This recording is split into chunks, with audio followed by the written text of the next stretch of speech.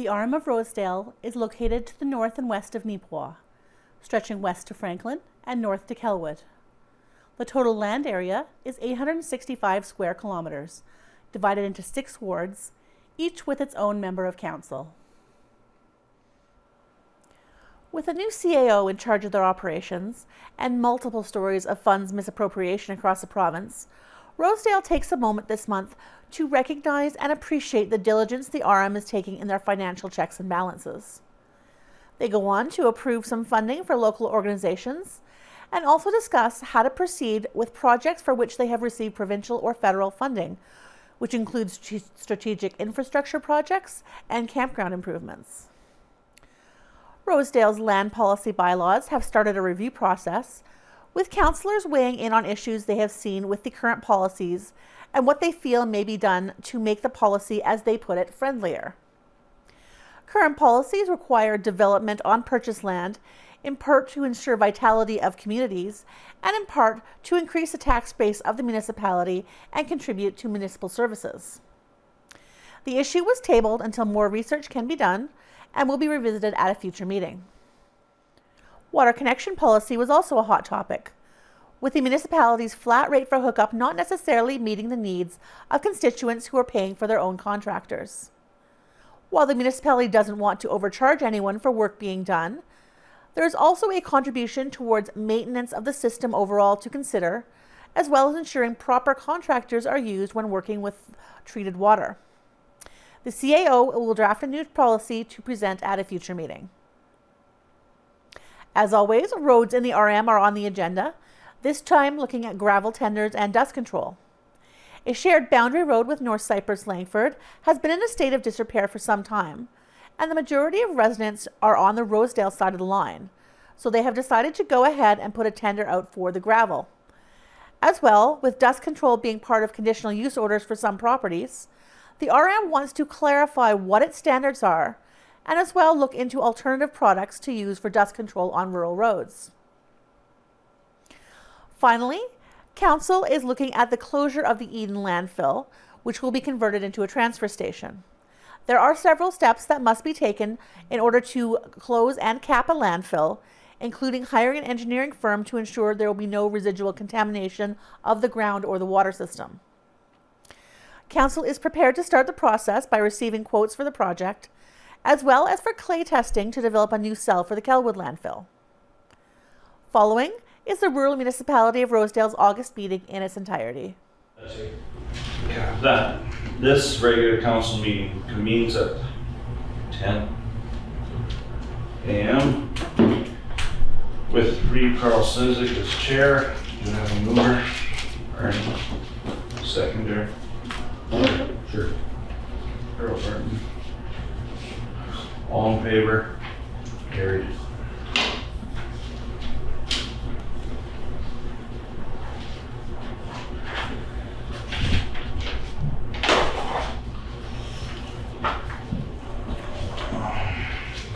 Be it resolved that the regular council meeting agenda of August 11th, 2023 be approved as presented with the additional of the request to sponsor What's the Big Idea? Do I have a mover? Robert Scott. Second there, Brian Dawson. All in favor? Carried.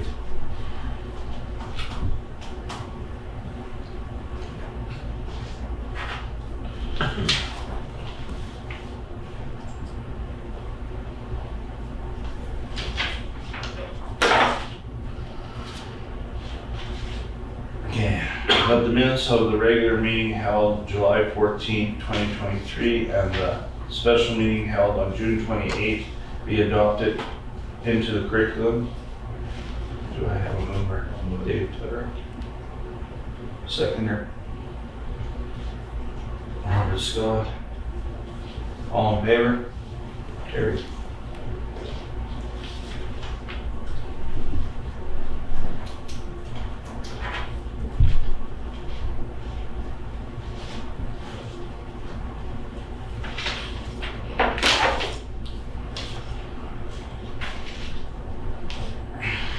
Okay, the council agrees to adopt the July 2023 financial statement. Do I have a mover? Burton. Seconder? Dave Tudor. All in favor? Carried.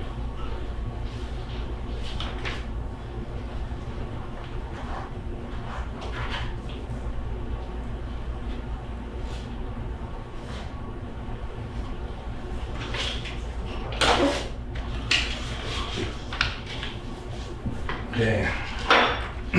Excuse me. The council approves the accounts for the month and the amount as follows. July 2023 general $185,065 or 61.75. Water 1,186 and 42 cents. Do I have a mover? Ernie? Seconder? Robert? All in favor? Can I make a formal comment first? Oh, sorry. I had said before, but I'm not sure if you were here. So the Gilbert Plains CAO, they're alleging that CAO took $500,000 in fraud. So I just wanted to just bring that up on camera. The checks and balances in here are like, because you're so new and there's a lot of turmoil and whatnot, I just wanted to make sure that was on your radar, that kind of stuff can happen. Since I come on board as well, we did all of our new signing at the bank, and everything that gets moved in the bank account now has to also be moved. So calling move something from an account to an account. So say we're moving Calwood water or even water around from general to back and forth, it all has to be approved as well. And I have noticed, like I mentioned it before, I've been listening to these guys in the meetings and critiquing the invoices and whatnot. So and it just seems like everyone is getting actually looked at and dealt with. So it's just, there's a bit of comfort in that. So I just wanted to be on record, just saying I'm happy about that. Okay. Okay. So all approved? Carried. And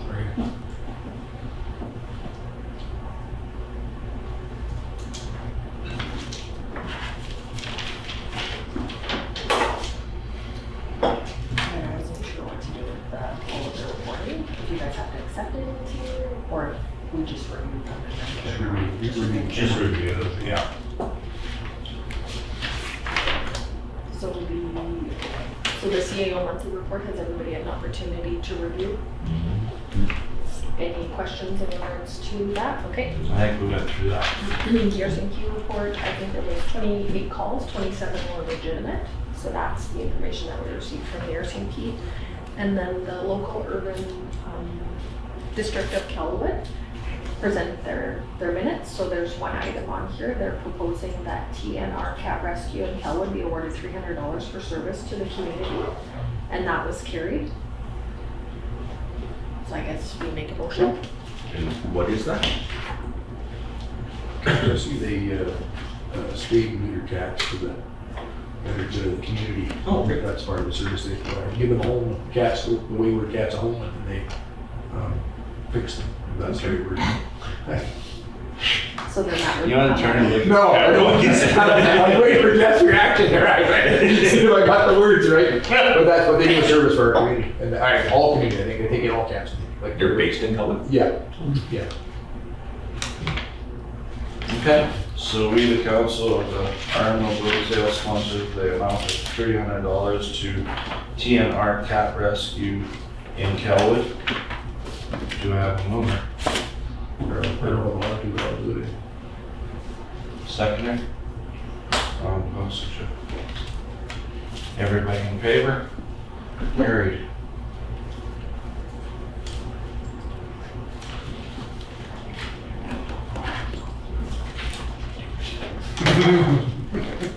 Sometimes. Then the next is correspondence. So we received several letters this month. So our low carbon economy fund is just advising us of the fund that we can apply for. We also received a letter from MCBF letting us know that we didn't qualify for any funding. So I was on a meeting yesterday and there was, I think, 750 applications. Oh, wow. So Really? we did not qualify for the funds. But then on the bright side, strategic infrastructure projects awarded $116,846.83 to us. For something specific or just, I will have to look into it for infrastructure projects within the community. oh, so, Yeah. And then the addition to the agenda will be added now in regards to the Big Idea sponsorship. Okay.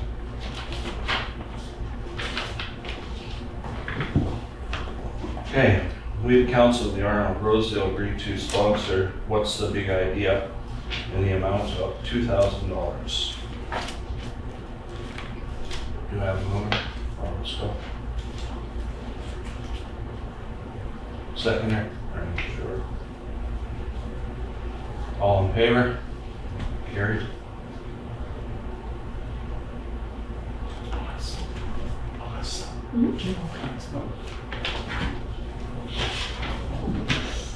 That's a good question. I can get a copy. Okay. We'll get a copy to so new business, the guys have done inventory at the shop recently, so they're in need of some signposts. I think there's a bunch of down signs. We just got a call yesterday again for a yield sign that was down. So I gathered up 3 quotes for presentation from HK Lumber, Home Hardware here in town and Co-op. HK Lumber will deliver for us for 78 posts for $2,052. And then the other 2 will not deliver. So the total from Gladstone Co-op is $1,817, and then Home Hardware is $1,929. So just making a decision on who we would like to purchase from. HK Lumber is in the RM. The other 2 are Equa-based businesses. What could we get them right from? HK's in Ontario? Yeah, they live in. HK's in No, Lanell. the owners live, the owners out live in, the owners do live in Rosedale. Yeah, but the lumber yard's in. Right, yes, it is. Who's Robert? We used to get them right from Stella Jones, eh? Right up to Yeah. that Prairie Forest. I did reach out to Stella Oh. Jones and they said, No? no. Oh, really? Do that Oh, anymore? okay. No, Okay. no. I tried because I thought that would be. Yeah, I reached out. Even hydro poles, you can't really buy yard poles. No, Really? Go through somebody else. right. Lumber yard. The developer figures they're all relatively close to each other, that's one thing. Well, but everything is everything, Yeah. because we'll have to go, with the manpower shortage, delivery is a big deal, because they cost us a day's work per guy. No, a little more than without the delivery, it'd be the same. But Yeah, so I figured it out per piece, Yeah. actually. HK Lumber is $26.31 a piece delivered, and then $29.86, but we gotta pick it up. And then $24.74, we gotta pick it up. So it's like $100 difference in price if we get it delivered versus if we have to pick it up. So Yeah. in reality, and I'm still in favor of giving money to, as local businesses you can, that's, Yeah. but that's, yeah, I like the HK one too. How many, Delivered, and pieces? that's the yard. 78. yeah. That's 78 in the bundle. pieces. That must be a lift, eh? That must be a full lift. That's a there. lift. That's 12. Because the lift lasts. 12 hours. Do you think so? One is 78 and then Or, the Gladstone Co-op is 70. well, you know, most of the signs are 6 to 8 feet above, you need about 8 feet above, right? So you have 4 feet in ground, so, yeah. Are you putting 4 feet in What is ground? that? We got a little longer. You drill it in the hole. Did they go 4 feet down or 2 feet? A couple, I would, more than 2. I don't know the number exactly, but Yeah. more than 2 feet, because they put signs in there a few years ago with that longer. What's like, there's one over there in the back. You can't get 10, Yeah. probably 12, 16, right? Well, it used to be 10s, I don't know, maybe there's only 10s anymore. 12. Falls. And they're treated brown as well. That's probably what we had before, though, isn't it? Probably. Yeah. So, Probably. Yeah, they seem pretty long. They seem pretty long, Yeah. especially if they don't, well, it's okay if you drill down 4 feet. Otherwise that sign is. Maybe when you get broke off, you can just drill a hole and. Redo. There's enough left in that, you know. What I was gonna do with that, that's what I was gonna do with that one around home there. Just gonna pull the stub out and shove it back in the ground. Yeah. It's gonna be a little shorter, but whatever. I'm in favor of HK. Oh, yeah, Me too. definitely. Yeah, so. Okay. whoever you chose, and then the two will. This guy. Yeah, what's that? Okay. Well, that's nice. You're done, right? You got that one back over, moving around. Yeah. 3 trucks or 2 trucks. So they're in town every second day, isn't it? So they're right by our shop, so it's. I don't understand. I don't understand that. Well, home garbage got a. They got a truck. 3 now. They got 3 too? I think so, yeah. Really? Got a smaller one. That's only half done with the trailer, and then they got the truck. Yeah, that's the new garbage moving, right?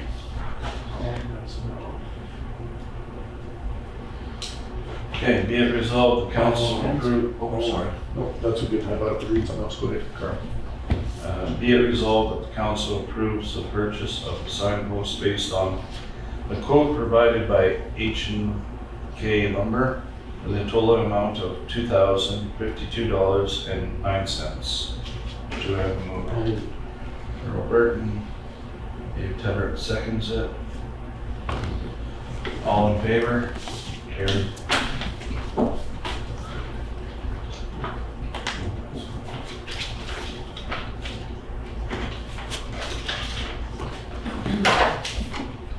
So the next item on the agenda is the subdivision for Bruce Flegger that was presented to council. Have you guys had a chance to take a look?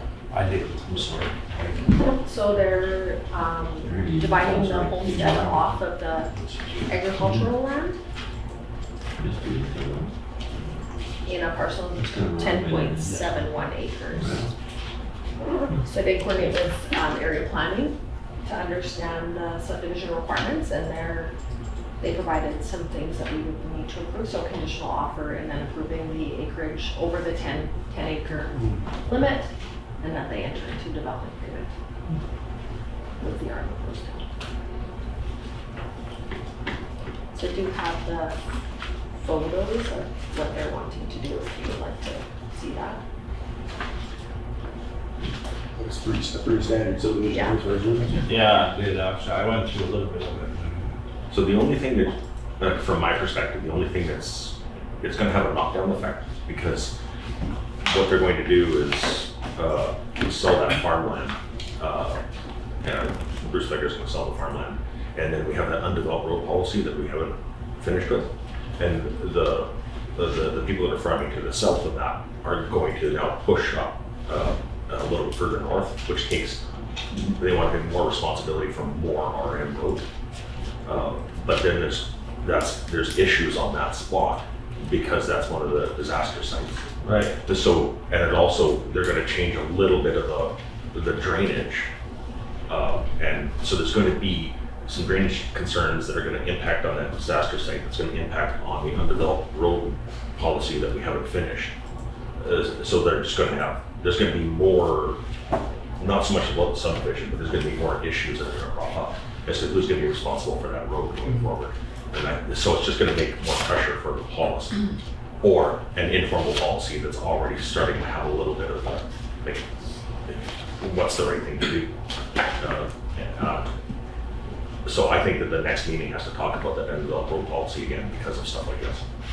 And it's only because that's stretching, one guy is maintaining basically 3 miles of road, not going to be 3.5. Or are we keeping the half? Same people working. Yeah. I can't see what it changes.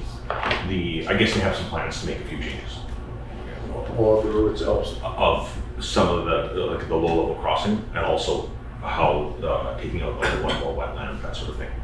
So it's just, there's a lot of uncertainties, and that's why I'm really trying to speak vaguely, because I don't know what the real plan is, right?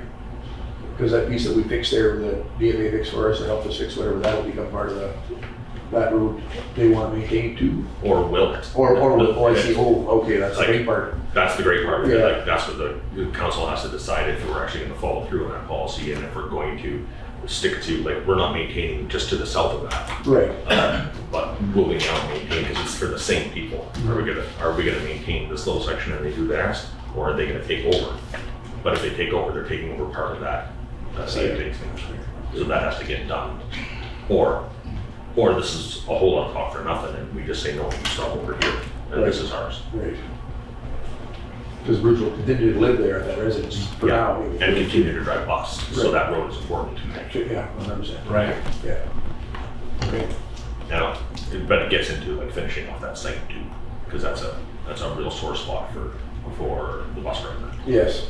Yeah, I think there's a few of them sites, and that's one of them for sure.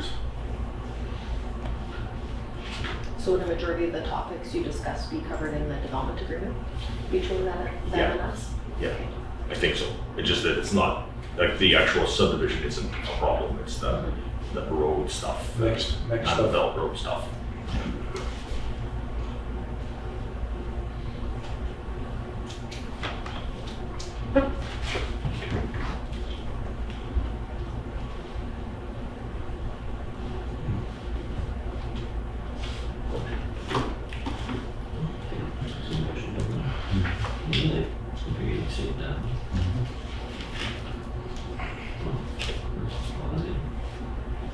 Okay, so whereas the proposed subdivision request by Bruce Flager of Northeast 2015-16 WPM was presented to council on Friday, August 11, 2023.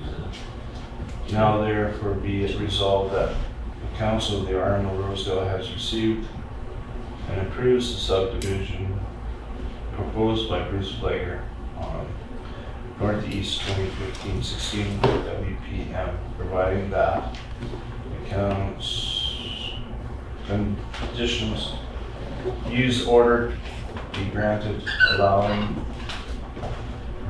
for the RM non-farm dwelling.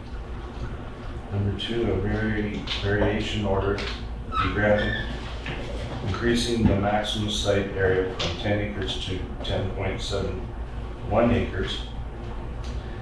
Number 3, the owner applicator enters into a development agreement with the RM of Rosedale. Do I have a mover? I'll do it. Seconder? All in favor? Carried.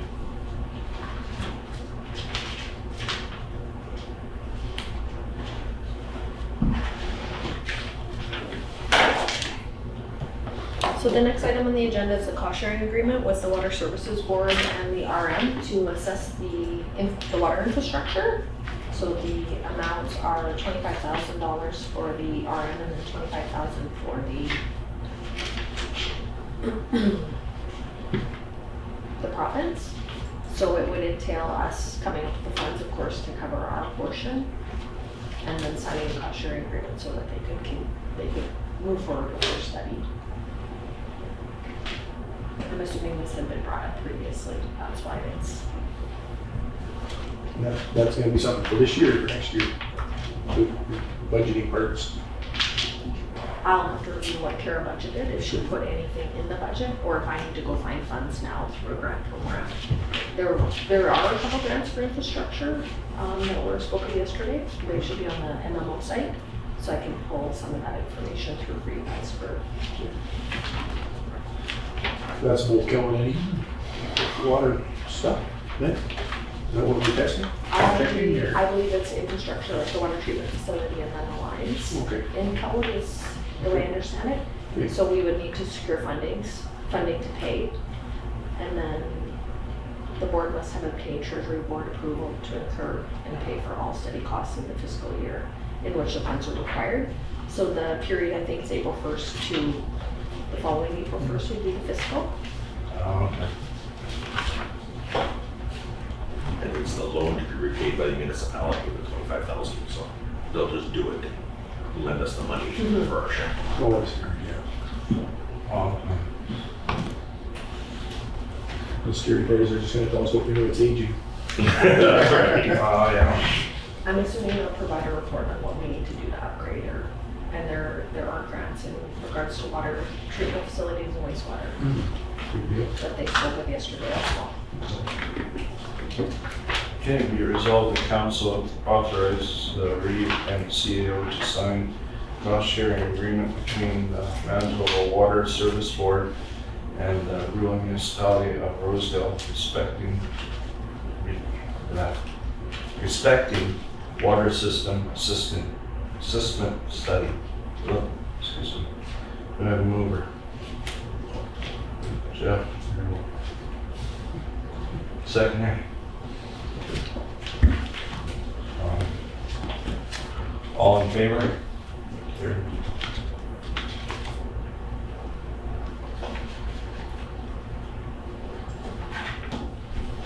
So the next item is Building Sustainable Communities Program Project Contribution Agreement. So this is before my time, of course. It's in regards to the campground upgrades. So we need to provide information on how we're going to spend the money. I'm assuming it's $1,000 or $1,200. Basically, is the grant amount.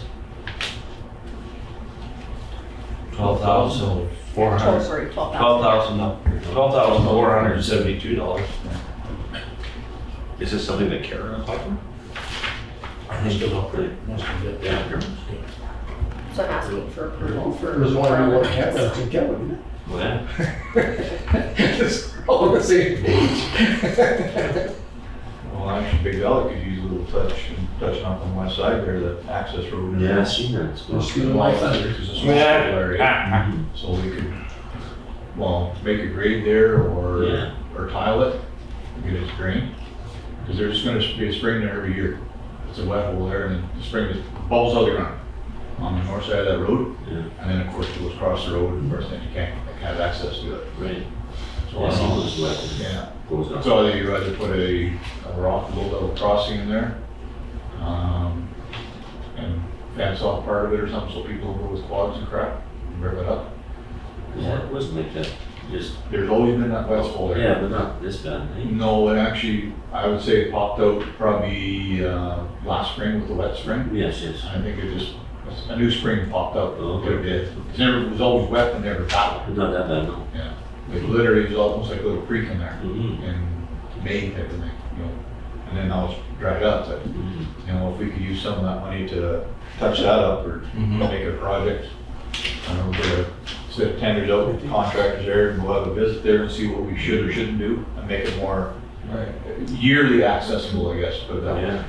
it wasn't used until this past weekend, but the barricade set up was, it was just terrible. Just couldn't get in there. I couldn't get in there. Yes, so. we do. That was So they went there and they, mowers, they cleaned up the west side, nice. and then they went with a grader and touched it up as good as they could.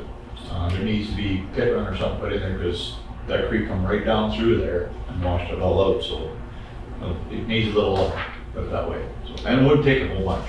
The only thing that, like, 'cause I hadn't read this before, but they have, she had already given them a project description, so it'd have to be reallocating the funds, I would think, if it's possible. What was, Purchase portable equipment for 3 campgrounds, including fire pits, picnic tables, toilets, and signage. I remember that actually, right, that's why I remember that. Yes, you're right. And she's got it budgeted at close to 25,000. Just over 9,000 would come from the municipality, and then she has 2,500 would come from donations and fundraising or other revenue sources. okay. And our stuff, the stuff that we do in kind counts, I believe. Yes, I think you're into that. Yeah, so like our staff time, overtime, that kind of thing. So we receive half of the budgeted project proposed.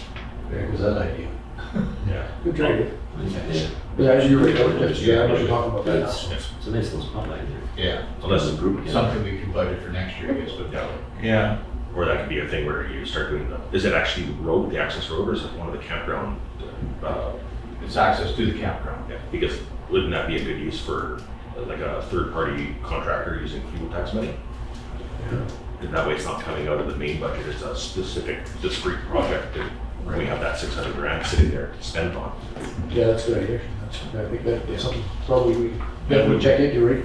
It wouldn't take much to do something there, but it should be something done, because it's just wasted space right now. Yeah, exactly. All times. Yeah. But then it could be like one contractor that gets the tender, Yeah, here's the drawing, make it happen. yeah, exactly. Yeah, because the kicker to the gas tax is not to have our own public works tax the project, right? That's the kicker to that. We also have a few of those projects under that. But is Rule has been that set. something we want to tender for this year or something we work on for next year, I guess? Why not? Why not now? The funding is there, well, it's a pot sitting we struggle to use, if we can use it that way. And it's dry. It's dry. It's dry. That's what I was Well, thinking. Maybe yeah, try yeah. it. Yeah, no, that's what I'm thinking. Yeah. It's dry right now, and it's a dry time of year, so Get it done. get her done. Okay. Be it resolved that the council authorizes the REIT and the CAO to sign Building Sustainable Communities Program Project Contribution Agreement between the government of Manitoba and the rural municipality of the Rosedale Respect Campgrounds upgrades. Do I have a mover? Ernie. Seconder? Dave Tudor. All in favor? Carried.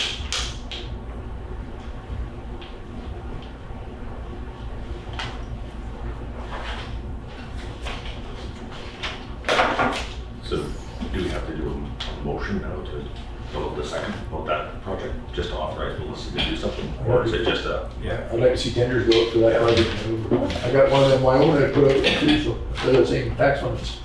Similar to Ernie's job, only less fussy product to be used.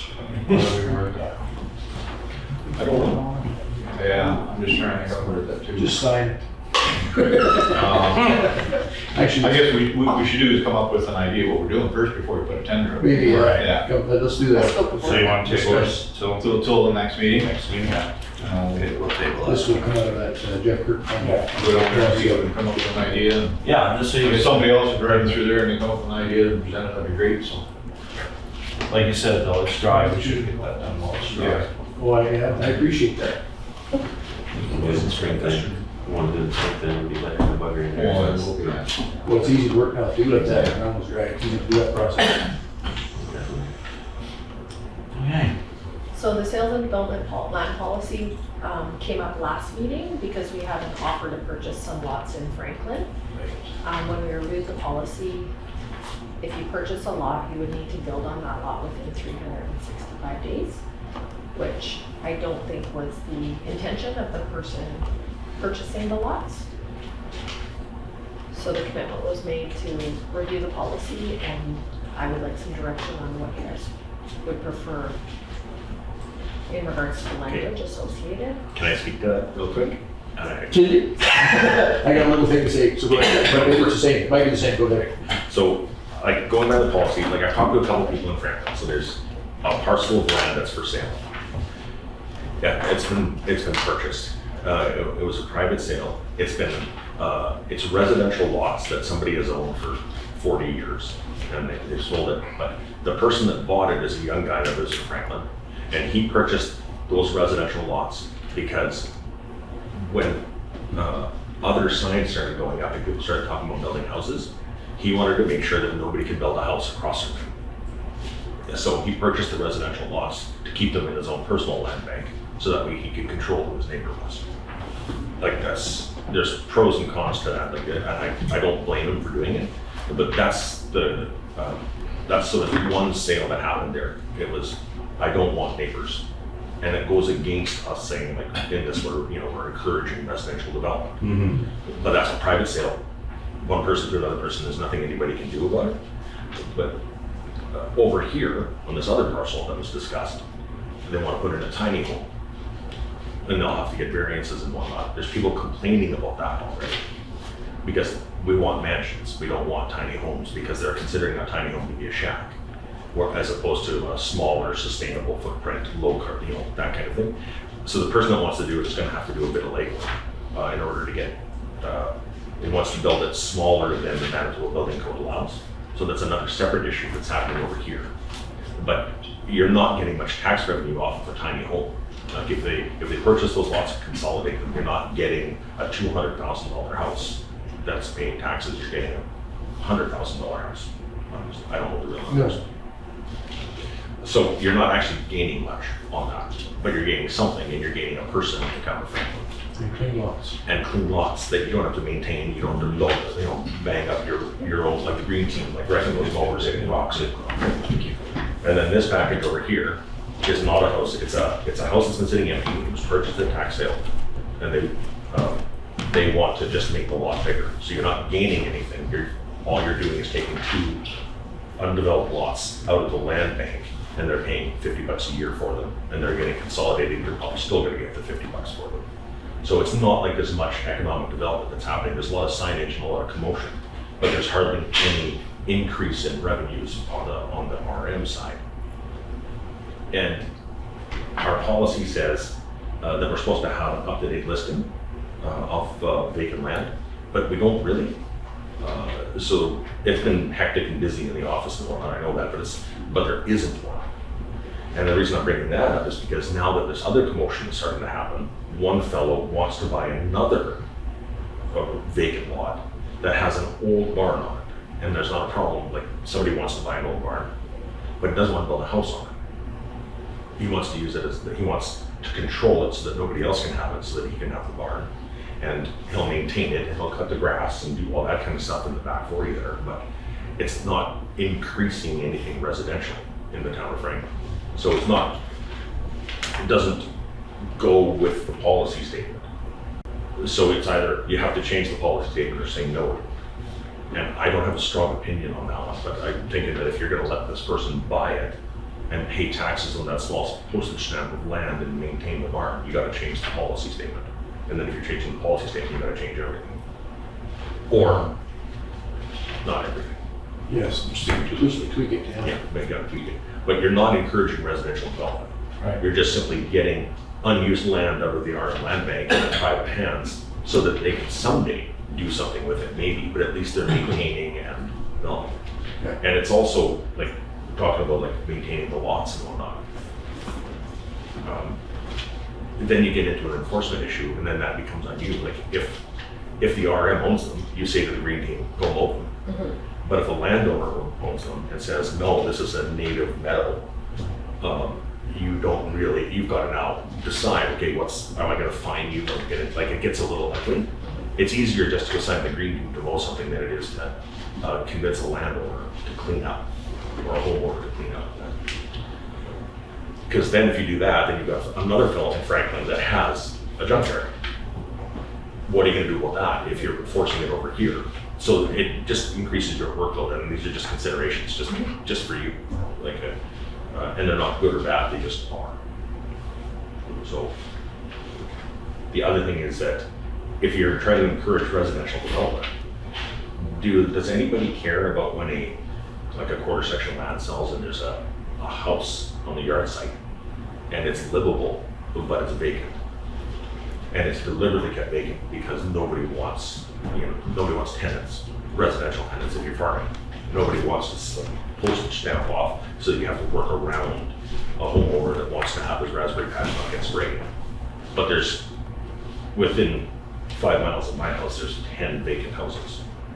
And if you're trying to encourage residential development, is that anything that anybody cares about? Because I'm not sure that you do.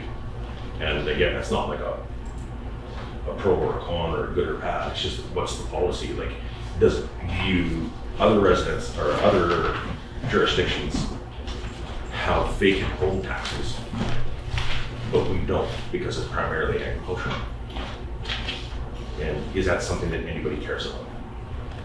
And then, Do not tax the houses if they're still on the property. It would be a separate rule number, you pay tax, but as a vacant house, it would be, depending on the year of vacancies, it would be going backwards. Yeah, I guess so, yeah. like when I bought my house, the taxes were, I think, $100 or something stupid like that. Like, it was just dumb how low it was. And then Kara called me because she had to issue me a supplementary tax bill because they had changed the designation. It went up to $260. Like, it was crazy how little money the RM was receiving from me. And it's even still, it's quite low. And it's just, there's a lot of, like, it's only because the policy states encouraging residential development that I'm bringing it up. Yeah. Like, is that an exclusion? Does anybody care? No, I'd like to see that change to even a minimal case scenario to a case-by-case scenario. Like whereas someone's gonna maintain it and we know they are, and they wanna add, land to their yard site for whatever reason and maintain it. I mean, that would be better for me, because I mean, and it happens in Kelowna and probably right now too, where there's people just wanna add to their yard site and we're paying to have it maintained. So if we get the $50, use this example, of a tax base from said person and they maintain it, we're winning. Because we don't have to pay the green team to cut that grass or one less thing to maintain. And then the junkyard scenario, we all have those in our communities too, and yes, we'll have to deal with that on a case by case separately. But I'd like to see the land sell to a ratepayer versus us maintaining it and have them maintain it. And hopefully they do some development on it, whether it be a garage or a yard shed or whatever it may be. That's my thoughts on the policy. So how we change the policy and word that way, I'm not sure. Because we do that with our drainage permissions. When someone wants to drain their land, say with the drainage styles, we do that on a case-by-case basis in Rosedale. So this policy, could we not do something similar, in my opinion? Because we all know our residents and who's gonna do and not do the maintenance of said yards, right? So that was We did deny in Calwood, right? Yes, we did. I mean, this would help my resident in Kelwood, with Jeff speaking of. I mean, I've always been in favor of allowing expansions because with septic systems and a garage, for example, if you buy a lot in any small town, it's X by X, and then you don't have enough room to expand that. So if you choose to expand, we're limiting that too. So I believe I'd like to see this change a little bit to that level. I mean, to help the Franklin residents, Kelwood residents, Riding Mountain, Eden residents too, across the board. So, and Bernie's got similar things like nice to see someone else maintain these empty lots, so we don't have to. It'd be nice to see the lots maintained without about it, but it also be nice to see some revenue generated from it. Yeah. You know, so somebody's buying a lot there, so they need to put up a garden shed or a garage or something, right? So there's extra revenue coming in. Absolutely. You know, to actually buy a lot and just say, oh, I'm putting my septic field in there, I got a little issue with that. No, for sure. That's what Because I you're not getting think. extra tax dollars out of it, other than you sell the land and they're paying $50 a year for taxes, Yeah. whatever the number is, but Yeah. you've actually never increased the value of that land. Because you're using it just for sewage only, right? Yeah. So that's the sticker I have on that one. No, that's why a case by case would work out if we could. But if you develop a building on there, I think the policy could be tweaked if we want to put it that way. Like you were talking about your place, the taxes were like $100 on it. I've got a house on my property that was my mom and dad's, and I believe I'm still paying $600 in it. Nobody's lived in it for, my son left 8 years ago, and I'm still paying that. And there's not 1 cent of revenue coming from it. I've never rented it. So I don't know why I'm paying that and you're paying $100.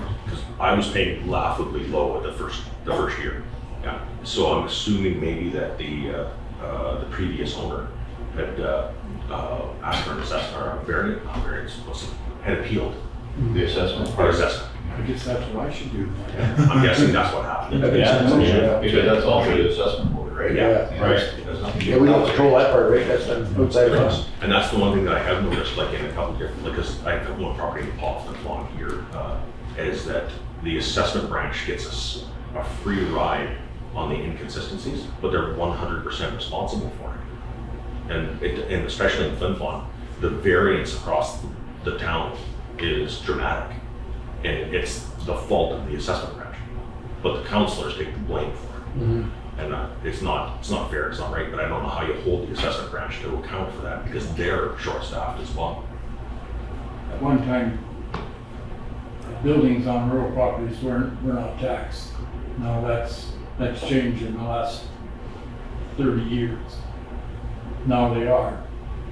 Well, I know that's what I pay on that. On that. A big house there. 2.5 acres, I think I subdivided it when my mother lived there. So I should check into it, I guess, if that's how it works. I heated it around the clock till a year ago.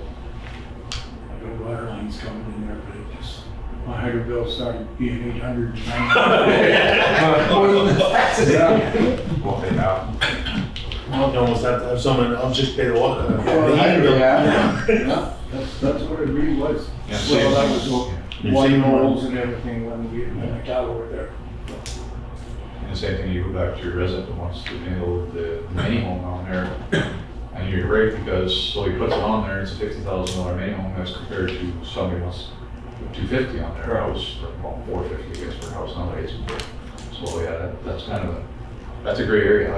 How do you tackle that and make it fair? Yeah. Well, the only thing is we shouldn't discriminate who builds a home and what size the home is. I don't think that's fair either. So I think if any home on any land would be better than a home. That's what I'm thinking, the mini home is way better than nothing. Because they're gonna, for the size of the tax, if they live in our area, they'll buy groceries somewhere, they'll buy gas somewhere. The they'll- kids go to school. Kids go to school, so I don't think the discrimination of the size of the house is fair, because it's, that part. So, Have you seen the ones this and that? When we sold I these could live in one of lots, those. no, we're next. Municipality, Yeah, that you had a year or two to do something with it, like you didn't want people buying up these lots like speculating. And just sitting on them. Yeah, and that's what happened, and then they found out there's no teeth in the law. You can't tell somebody if they buy something, they have to build on it. That's where Franklin is, that's where you've got one or two people that own quite a few lots. Yeah. And to me, it's, the only way I see around some of that is like you have to, if they're going to buy land, like unused land bank land from the RM, is that they have to have a certain assessed value at the end of it, or do whatever you want. yeah. But it almost has to be in the development agreement that you have to get to 150,000 or something for assessed values. And again, I'm just making up a number. No, but or just pay the tax on set amount, Yeah. whatever, the fixed amount, whatever it be, and then that would deter people just for buying up the land, but it would also deter them from just doing nothing on it. But I thought we checked into that, and we couldn't do that. Is that what happened? I'm not sure. I think that's what Karen checked into. Oh, okay. Because we were talking about a lot in Cowley there. Yeah. And we said, well, okay, so she bought that lot, so why not if you take the value of 10 homes in the area and assess them and say it was 200,000, and you just pay the tax on that, you still keep the land, but just pay the taxes there. Can't do that. So it's just what you see. Yeah, That's the tax on what yeah, you see. exactly, yeah. If you got a garden shed, you pay for the garden shed. If you got a $1 million home, you pay for the $1 million home. And that does make some sense too, because how do they know how to do that? Yeah, separate it, you know. Isn't that what they did in Snow Lake there, on the lake? They had to, within 2 years, build a 2-car garage. Yeah. Like a minimum of. Minimum size of a 2-car okay. garage. Yeah. And the, And if you didn't, then they had the right to take the lot back from you. Where was that in? Snow Lake, Oh, okay. along the lake there, they wanted people to build, so there were lots of garages there, but now there's lots of houses there. And People still, built yes. beside their garage, and now there's a big fancy place, you know? the Paw just did that with their last lot at Clearwater Lake as well. Their original sale 10 years ago was there was no timeline, and they regretted that because there was a lot of people that just squatted on the land and waited, and then so now the ones that didn't sell were resold with a timeline, and you have 1 year to get something to log up stage, 863 square feet I think to the log up stage, and then you can go from there if you want to build bigger. Yeah. See, I guess he's doing something like that, we have a timeline to do this size of place, which most people would put a garage or something, you know, Yeah. or a couple sheds. So that's what make the time frame longer in the policy, just instead of 365 days, make it something else, and then, Well, give them 2 years, 2 years to build something on it. yeah. So, yeah, That's- instead of gives you 12 one- months, 24 months. Because it's pretty quick, I mean, the land is really expensive that they're buying, but I mean, even so, to get them up to plan and then to mortgage a garage even, or whatever you gotta do there is a time, money thing too, right? Because you'll get a little money revenue from the garage, it's a garage, Yeah. until they decide they're gonna insulate it, close it all up, then you get a little more revenue, but Again, they're looking after the property, right? Again, Yeah, we're back to that looking after again, the property. because we're not making a pile of money on it, but we're saving Yeah. some money on it, on the maintenance, and then it looks, the towns look better. And I know in a couple of lots in Kelwood that are changing hands privately, as you mentioned, are small lots.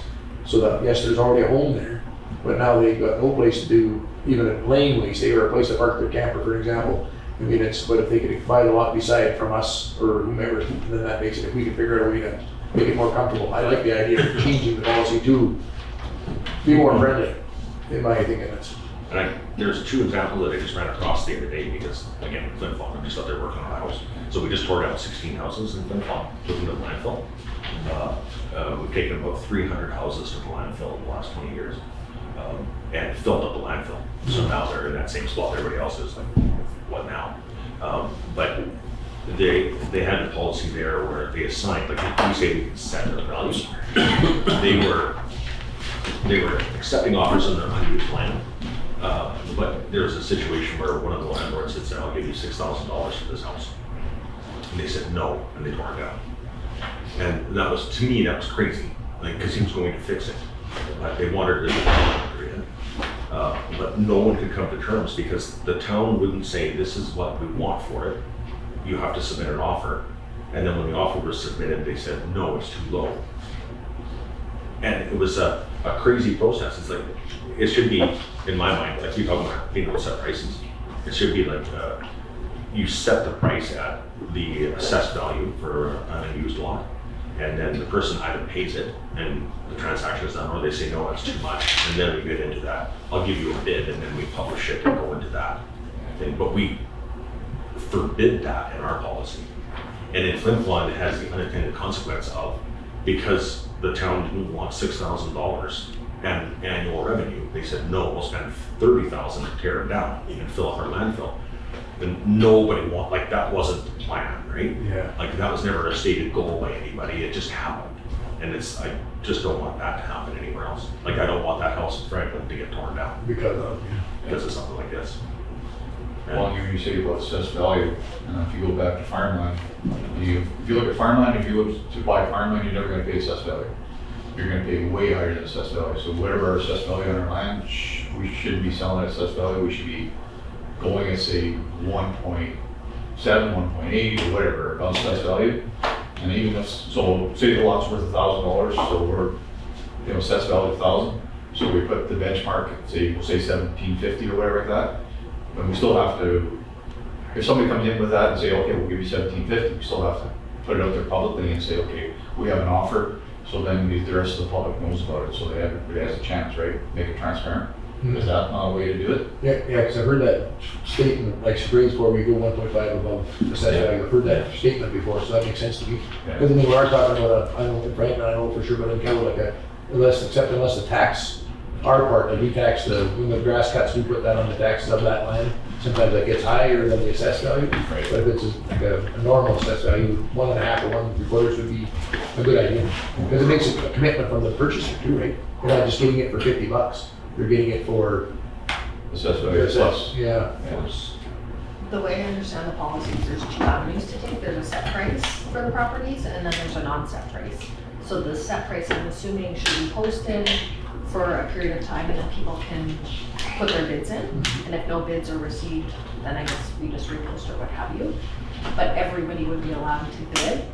And then the non-set price, basically if somebody came to us with an offer, then we would have to put it out to let everybody know, hey, this is open, and then they could submit bids as well. So it's kind of, just because somebody wants to purchase the property next to them, it doesn't guarantee they're gonna get it. Right. If it goes out to bid. Yeah, that's the right one. That's happened. Right? That should happen once the tender system built. Yeah. But either one gets the policy moving forward, whatever one they decide to do, it's because if it was posted at a value and Joe sees that, and then he gets, oh, I can afford that to add on to my place or do whatever within the policy. So that's maybe, because nobody knows what it's worth. Yeah. Right? We never, because there's lots of vacant lots in all communities actually that should be utilized somewhere the way. And I guess it's still our judgment, so if, 3 people bid on a piece of land, we don't have to take the highest bid, we can take the person that has the land right beside it too. Or do Yeah. So we can still within that choice of words, that control, if you want to call some it. control, yeah. Yeah, Have you ever been involved in the registered trap line? no, It's an interesting one where when a trapper dies or gives up his license, oh yeah. they have that bid, and it's not just who wants it most, it's who should get it. And it's that same idea, like if there was a cousin or a helper or an apprentice or somebody that had to be joining, regardless of how many people were on the waiting list, that person that should get it gets it. Yes, and I think that's, because you have, the lot beside, the little lot, say in Keller's on that, and that person puts a bid in, the other guy puts a bid for $200 more, but this person really should be getting it, right? Right. So then it's up to us to decide that. think that should be fair. If we can do that properly legally, I like that idea too, so it's, The only other point I wanted to make, and it's extreme, I realize, but the green belt thing in Ontario right now, where developers showed up and said, we'd really like this package of land, please. And all of a sudden, they got that package of land. And zero transparency, and it was not good, right? And so that would be the thing that I want to see. Like I know where this proposed purchaser is coming from in terms of I don't want competition, but the transparency thing is so crucial. Yeah. It's You like the transparency side of it. yeah. So do I Yeah, agree. it makes me uncomfortable. Well, everything's open. Yeah. Sorry to cut you off, but everything's open. Yeah. So I think there's more updates to the policy required then. I think So if so. somebody submits an offer, we need to know what their intention is, because so I'm trying to buy the land because it's a lot next to me and I want the lot next to me, and I'm not intending on building, versus somebody who wants to buy it and they're gonna build on that lot. So possibly the offer to purchase would have to include the intention if we're not requiring them to build on the property within 3 months. Conditions pending. Because $1,000 to build a house versus $1,100 to keep it as grass. Yeah, Like, then obviously. council can make an informed Yeah. decision. Yeah. So I think there's probably a lot of different things that need to be added. So I'll do some research. But I really like the idea of using setting prices and having a land bank price. Mhm. It's, the assessed value is this, the RM multiplier is the 1.7 or 5 or whatever so suggested. And so therefore, this is the price. yeah. And that way it's still transparent. Yeah, it's like, and everybody's welcome. Everybody's See welcome. whatever that- Yeah. Because otherwise we're saying, oh, for you, that lot. Goes back to that. For you today. It does. It's pretty easy to do. Oh, yeah, yeah. Oh, and I like it because if you go to a lot to look at a vehicle, say, and the price on the window, you know you can either afford that vehicle or you cannot, so you move to the next one or not. So it's, when the line is the same, so. So then this goes back to Kelwood then, is that, because we bought that land back, the RM bought the land back, didn't they? Not yet. Not yet. We've given an extension there Yeah. with the understanding we're working on our policy, we didn't want to shoot anybody in the foot. Right. Exactly. So, because she is maintaining it very well, perfectly actually, so that's, and that was a big stipulation at home, because we're still paying the lines club at home to cut some of the grass, and then our green team to base and cut the other grasses to keep the other lots looking presentable, but she's doing that all by herself, so we're just gonna wait it out and see what we can do with I help think her. her intention was to build a A structure. A structure of sorts, Some yeah. sort, I don't remember what it Yeah. was, or if she even specified, but there was something that was in for And it it. was in the sooner time frame, but not within our time frame. That was Yeah. hoping to get an extension or hoping to change our policy somewhat to accommodate. And then going forward. Go ahead. And then going forward, we'll be able to do that for everyone in every community in Rosedale, which is, we can't, like you just said, pick whom we'd let do whatever, just so everybody can kind of do the same thing within reason. So, And it's almost like the LUDs have to make their own, it's almost like you make your bed, you sleep in it. Like if the LUD says, we want to consolidate a bunch of lots here, so we've got 100 houses, it's always gonna be 100. Like this water assessment is gonna show them, that, okay, well now your water bill is higher. yes, And there's no chance of it ever coming down because smaller amount of people are gonna have to maintain more expensive infrastructure. right, So it's one of those things where you're gonna have to pay for the water. yeah. Yeah, no, it's what I said, you're right, yeah. So I just want to clarify expectations. So the direction of council is basically to promote economic development. So possibly updating the policy, I can draft something up for you guys to say that you have to build on it. Maybe not a house, but you would have to build something if you purchase the lot within a time frame. Is that kind of what you guys are thinking? But as far as for building something, how are we gonna specify that, and what size? Like, you can't just put Garden shed. a small little garden shed on there worth $1,000, you gotta put something of substantial. Something taxable. Yeah, whether it's, do we go by square footage or dollar figure? I But if guess, somebody wants to have just a bigger yard, yeah. You know, like are you opposed to a bigger yard as long as nobody else wants it? Yeah. I'm not opposed to that situation, because like I say, some of the lots at home are pretty small.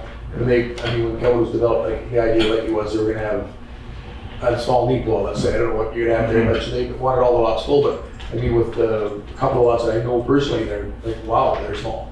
So there's no room to even put a garage on it unless you stack it in front of your house, and now you've got, something weird. So I don't know how to word that, So honestly. maybe we can put a caveat in there that we're gonna post it out for the 21-day time frame. If nobody else provides a bid, then we can assess or make a decision based on the bid that has been provided, how we want to move forward. I'd like to see that case by case thing in the wording, if that's possible. I know that's possible, but I don't know. It also seems to me that it's different when somebody buys the neighboring lot to consolidate versus somebody comes and wants, I want that lot and that lot, and Yeah, then just sits on them. right, Because to me, if you're just buying a lot and it's not being consolidated, then get building.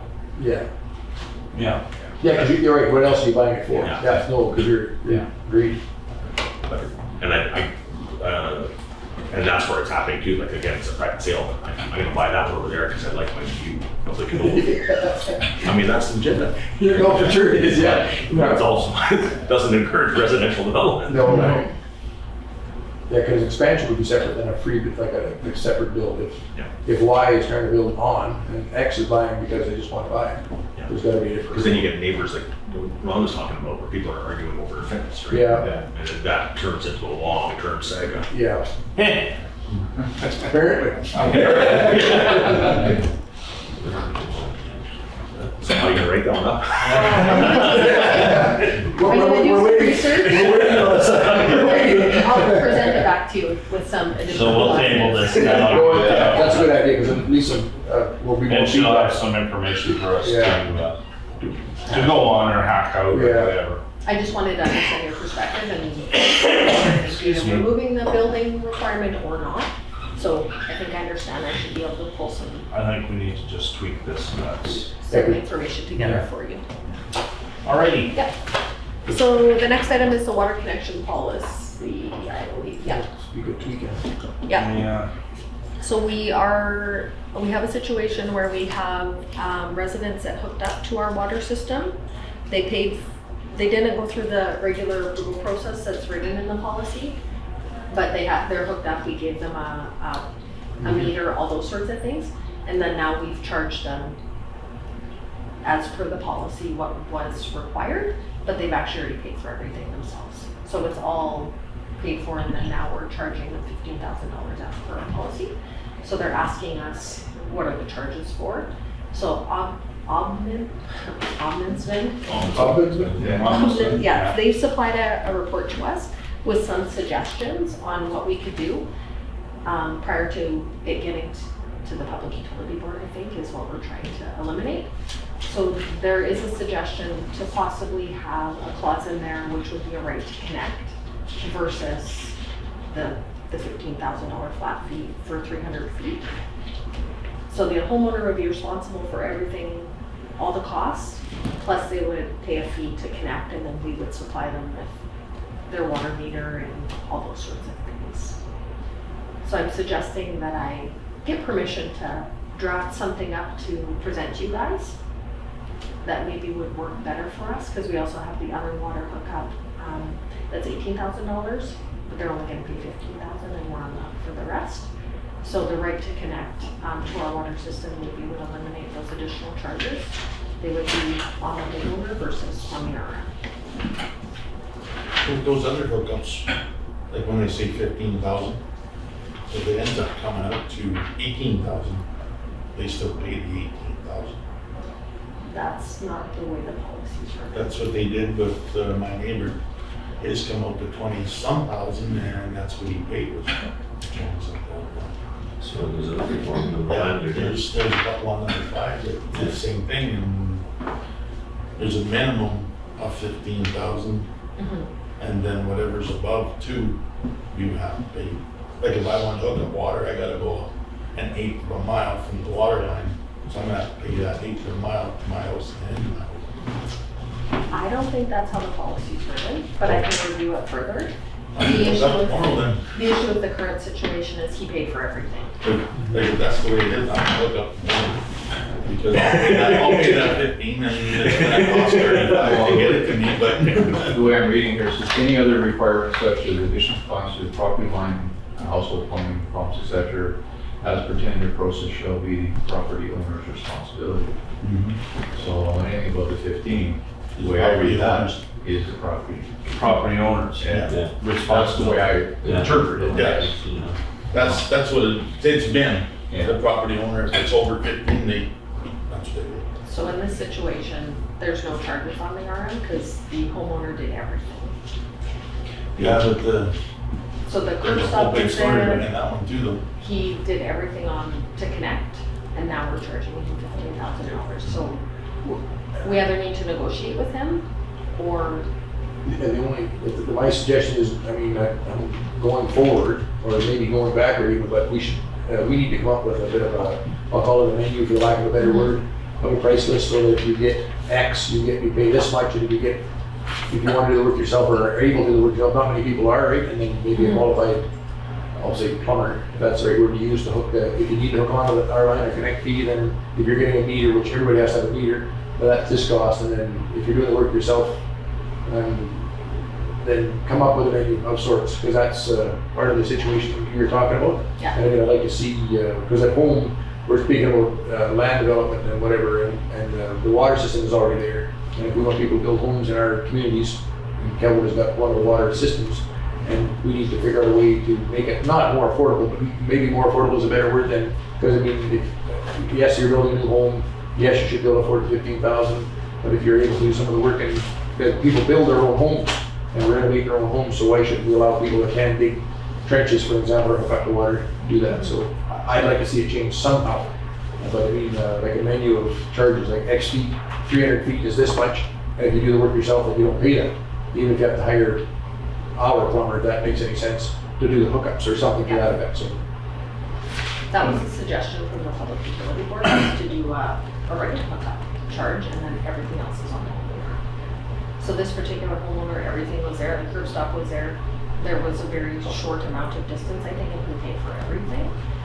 So now he's upset and has made a complaint towards RM because of it. Is that the same one, or are you still dealing with the same? yeah, yeah, and I'd like to see something change and help him too, or them too. But I mean, it's the same. I mean, these folks built a beautiful home in our community, and we're going to get taxed for the rest of that home's life. And it's so I'd like to see it change somehow. I mean, within fair reasons to everyone. Yeah. In your case, or say for example, if you wanted to do the connect fee, and then you did all the trenching yourself, I would say Ron to do the trenching for you. You guys had a deal going, as long as it's done safe and whatever. Because the line after leaves that curb stop is your problem anyway. That's my my thinking on that situation. I'd like to see, and again, it'll increase some development in all our little communities, because the water, and they also get a water bill. Like you pay a water bill, and as if the water bill has to go up to cover some of the extra costs, and that's better than the big slap at the start of the fee to hook up the water. So, like a single mine, if I would have hooked up water on mine, and they had it going through, I'm only responsible from the road into my yard. But now they gotta run the thing all the way from the corner, because that's where it turned. Yeah. They gotta run from the corner all the way to my yard, and then from the yard in. I shouldn't be responsible for that. It's not mine, it's on municipal property. No, and I think that's why the two scenarios are so That's much the part different. that I'm. Yeah, they're two totally different scenarios. In Kelwood, the line runs by your house, Yeah. pretty close. It's But about, yeah, like that's why I don't want. Oh, yeah, you know, I don't need it. Like, you You're almost more or less breaking this down to, you have rural, you have residential. residential. Yeah, that's agreed too, yeah. Because in Kelwood, really less, like the average house is likely less than, or way less than 100 feet from the line. Way less, like maybe 50 feet in most cases. So, I mean, in our area, we have our overload of backhoe operators. So it's not like you should have to hire somebody from out of town to do the work in your own yard, have your backhoe watch. But if we do make exception to the rules or change the policy, we want to call it, are we going to be setting ourselves up to pay what about the guy that did something 2 years ago? I know. Are we going to have to be, No, the bad word is back pay? because No, the one you're yeah. talking about started 2 years ago. No, for sure, that's what I say, I So- don't know, we can change previous Yeah. dealings, but like say, pick a date, was it today's date? And then go forward from there, Well, yeah. and then we'll still have to negotiate this other situation, but I mean, going forward, in Kelwood, honestly, it would stimulate some growth with a house building if we could figure out a way to make the water hookup cheaper to the new homeowner. Well, what we should have done at the start was town was one rate, or that. And Rural town was a different, Yeah. you know, No, because there's more Yeah. going on. like just in the going town. from rural to Yeah. to town. Yeah. The town. That's what we should have done at the very start when we Yeah. did this water thing. Because like Eden, I don't know what each person in Eden paid to hook up. 2,500 bucks. So, like, that's what I mean, that's what we should have said somewhere Previous. in the bylaws They or already had in everything the policy. solved. Yeah. All they got out of that deal for 2,500 bucks was a meter. Yeah, Right, yeah. So the lines were already there. yeah. Yes. But that's what Remember, I you're mean. buying a share of the infrastructure, you're not buying your water line for the curb stop. Plus, people Yeah. should remember that there was a third share from the federal government Yeah. involved with this. Oh, So that's what I mean, like, It's not say, available now. no, it's, say every hookup after this $5,000 hookup, and then the cost of running the line. well, that's where this connection fee would come into play where the, yeah, I mean, I don't know what we can do with the past, but we have to fix it, or I don't know.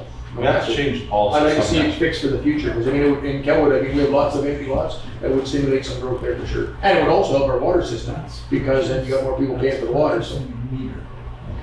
But yeah, no, that's just what I was thinking, that just, you know, we need to have a hookup for town-wise and a hookup for residential. And then this way you pay that cost, Yeah. and then the hookup from the line, because if that guy screws up on that line, and something really goes wrong, who's gonna pay for it? Are we gonna pay for it? He gonna pay for it? If he's hooking up like, on his own. Because, and actually, as a sidebar to that, there's a few old homes in Kelwood that have water line to the home, it's inside already. There's a curb stop, existing curb stop on the street, and we were informed that we could possibly, those folks, if they renovated, let's say those homes to livable status, they're gonna pay that same $15,000 for land that already exists.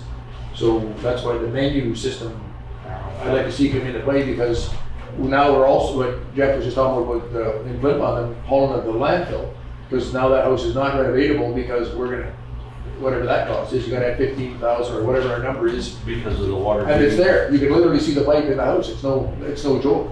So I'm sure there's other towns that got the same thing, you know, that if there's a house that's not renovated, or say it's gone and there's still the curb stop there, Yeah, I'm sure they probably have something that says, okay, it's gonna cost this much to look out.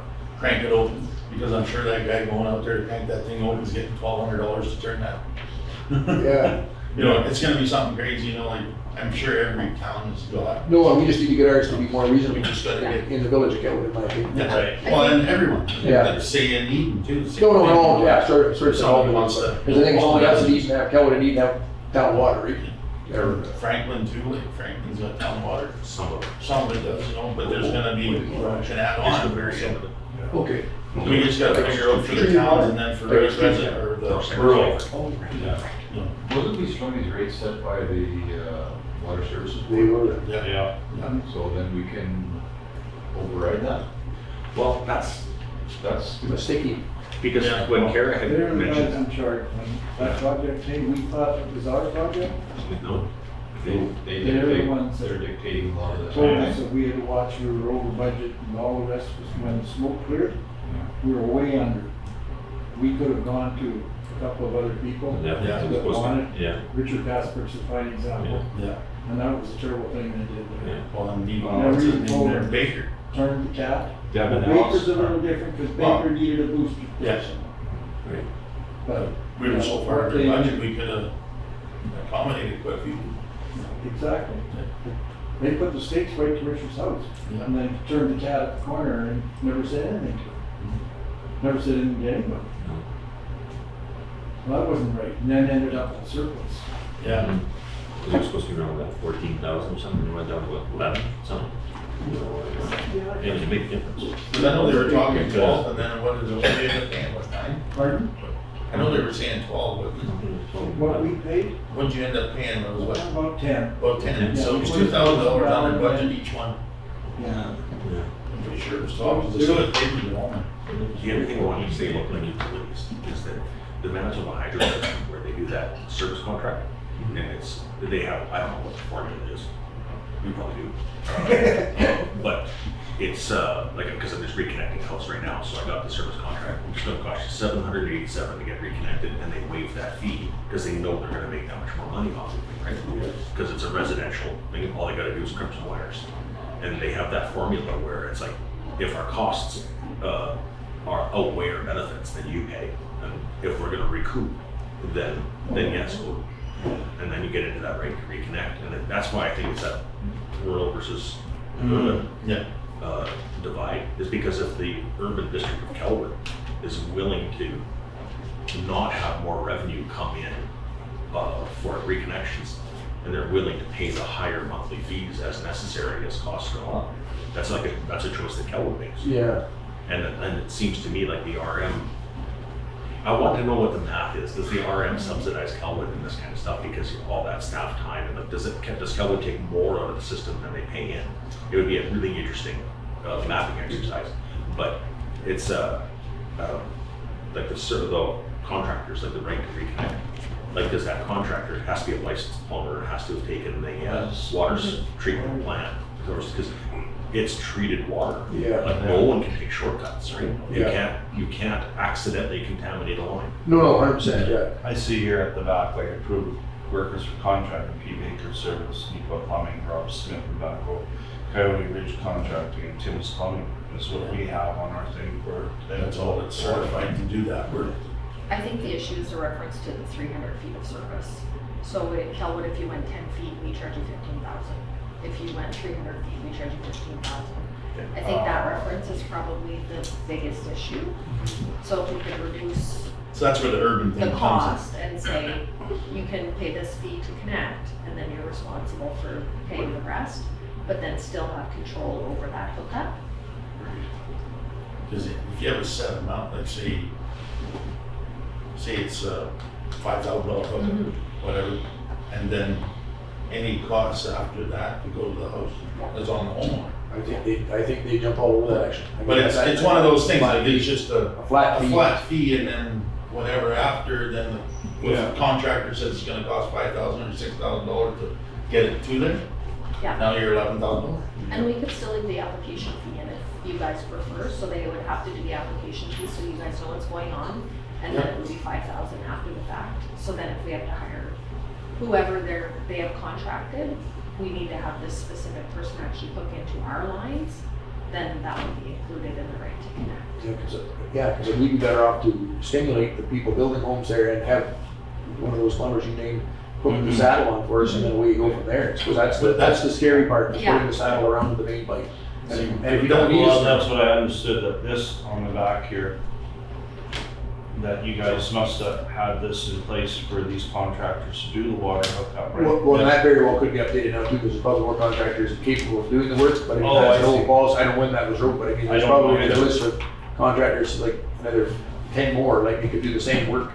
But But we should advertise again for people that want to be on that list. yeah, because it's something that the curb stops. I mean, I don't really work in Rosedale, but on the other side of the border, we do a bit of work, and it's just glorified plumbing. Any one of us could do it.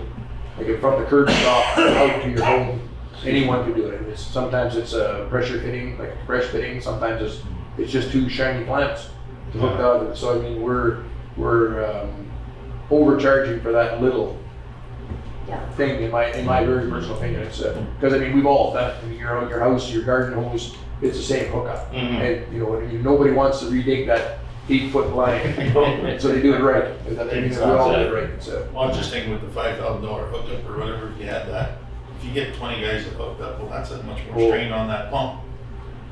That money happens sitting there to get that new pump, because when that pump goes out, No, for sure. But this you rate, just have it sitting, it's there. but, You know, but, you- yeah, you but this really- ratepayer we're discussing has been paying the water bill since he took the water. Just the hookup fee has been the kicker, and it's too much. It's way too much. I know it's. Well, that's because what our policy says, and the Yeah. policy says $15,000. Yeah. He knew that 2 years ago. No, and But he did hook up it's after unique. the fact. It's unique situation. We need to change it because this has caused this conversation. It's a problem, yeah, but that's where he should have come in and helped the policy change. And then once the policy changed, then we got a residential and a Yeah. rural one. Yeah. Then he could have went, okay, now let's hook up now. But So I things don't, are just done a little different, wrong, but whatever, it just needs to be fixed. It needs to fix, yeah. Yeah. okay, so draft something up to present to you guys for next meeting. Yes. I don't wanna send any figures out because people are asking how much it costs to hook up, so Yeah. I just wanna hold off. Yeah. because we're- And David we're mentioned that 15,000 came from an impartial source, like it was Right. not the water services. Yeah, I have a call with water service, I have a call in with water services, I'll be calling them on Monday, so I'll bring this topic up as well. My sister just got a vote in her tiny little town because everybody's grandfathered in there with wells, but the population is too high now. And they're at 49, and that's non-negotiable. So 49,000, yeah, in a town of 3,000 people Yeah. in southern Ontario. Yeah. It must be delicious. That's what I water. mean, like, there's, Better be. they're looking at pumps nowadays, Yep. if something goes down, they need to have that. Yeah. And like, it's 15 is high for Chicago, but compared to everywhere else. Yeah. If that. Well, the scary thing about it in our little towns is let's say this person builds a $500,000 house, Forcing more. gets it set up, their odds of getting their money back. In our little villages is tough, because right in Ontario, and in certain areas of Ontario, there's probably a market for that nice home, right? So it's kind of it's a switch off. I just want to stimulate some growth, honestly, is what I'm trying to do, so we are trying to do it. Municipal. Like I would take a look at the hydro formulas. There's gotta be somebody that will talk to you, how did they calculate it? Yeah.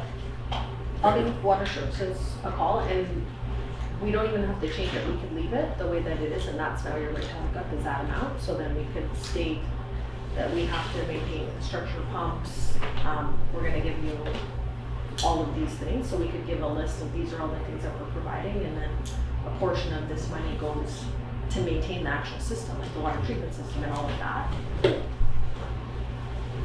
So I'll give you guys a few options. Yeah. Scenarios? All of the Scenarios, Yeah. North Cypress, Langford border. Yeah, this is an old one. So I believe there's already been a resolution to engage in the tendering of the borderline road. Yeah. But the tenders were too high and there was only one receipt, so Langford now wants to re-tender. Oh, yeah. And I believe there was something previous about using our gravel Right. to assist to make it less expensive to repair the boundary road. Once we were talking earlier about getting Blue Star to do the product for us out of our bid. So Trish from North Cyprus had just reached out because they want to send it out for tender and then do the work next year. And I want to say something about that. And it seems to me it's like a big brother, little brother thing. Yeah. I don't understand why, when it's the arm of Rosedale residents, ratepayers that are suffering, why is North Cypress Langford in charge? Agreed. They don't care because it's arm of Rosedale. It's like that one fellow. They've got one taxpayer on that stretch of road. Like And we are. We've got lots. And they're setting the rules of the road, and like we built lots of roads up with different product, Yeah. and it's worked 100%. So why we're bound to the bigger brother. I agree with what you said. And I think we should be the bigger brother on this one. And I think that I'm hoping anyway Then we put the tenders out and we say this is where we want to go. that And what product we want to use. And which product we want to use. They're maintaining it, that's why they're trying to, Yeah, I know. Yeah. that's See, why they're. if it- when we maintain We it, can take that back. We can take that maintenance back. we'll take responsibility for it and just because Yeah. there's some guys there that are they're suffering. Like Yeah. why do they have to put up with that? And it's been years of suffering. Yeah. And next year, no. Like no, I it's gotta think get it's done years sooner. Yeah. Well, they're prioritizing it to re-tender. That's what they want. They want you guys to be aware, and then she wants me to get back to her. Like I think my personal opinion is you should tell her they're taking control. and No, I support that thought because it's weird. We're too much bowing to the wrong. yeah. And then I suggested a couple of meetings ago that we do our mile Yeah, and they do their mile, whatever the halfway is, and then they do it any way they want, and then we do it our way we want, and we'll see who wins, so to speak, right? It's because we're too much bowing because it's not fair that we put Exactly. this special product on this 2 miles road, whatever it is, and I got roads to the north that need that. I don't need that product. Yeah. Like, I mean, so we're tying up, we could do 2 areas with the same monies, in my opinion, using a pit run gravel versus this 1-inch gravel at $8 a yard or 20, whatever the price was given the Like first time. if it comes down to who's gonna take care of it, we'll maintain it ourselves. yeah, Yeah, Like it's only 3 miles of road there that. exactly. Yeah. but I think we need to get the bigger brother, or at least even brother. Let's call call it it miles in no instead of- time, because the only town line. It seems like we're always on the back foot.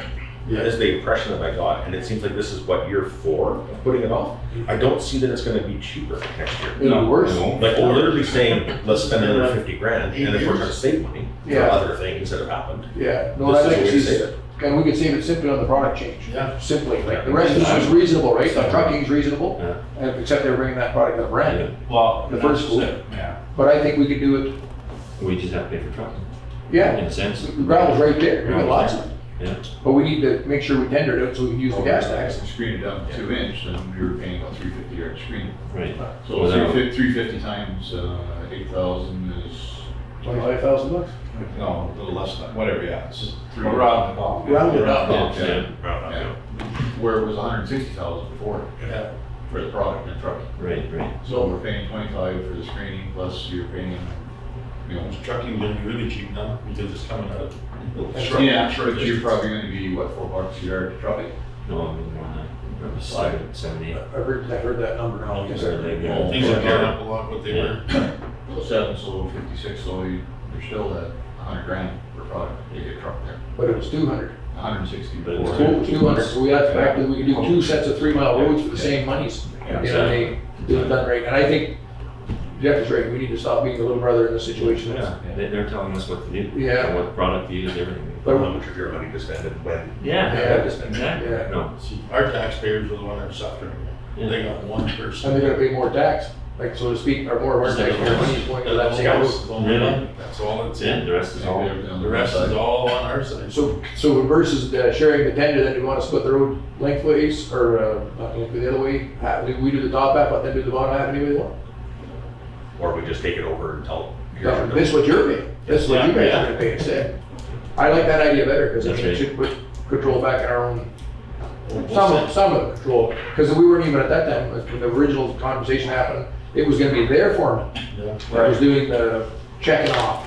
Whereas we had a foreman, and we will have another foreman again, but we had a foreman at the time, and he wasn't even brought into the equation. Right. So we had no representation on the road at all. Right, exactly. So, and if it, all we have to do is take back maintenance of the road, take back maintenance of the road. Exactly. It's 3 more miles up and back, boom, boom, around. Yeah. It doesn't seem like it's out of the way. No, I like that thinking. And then the other thing is that like Neepawa seems to get a free state on this too. Like the Neepawa control section is terrible. Yeah. That's probably worse than this, Yeah. to be honest. So It drops. they need this.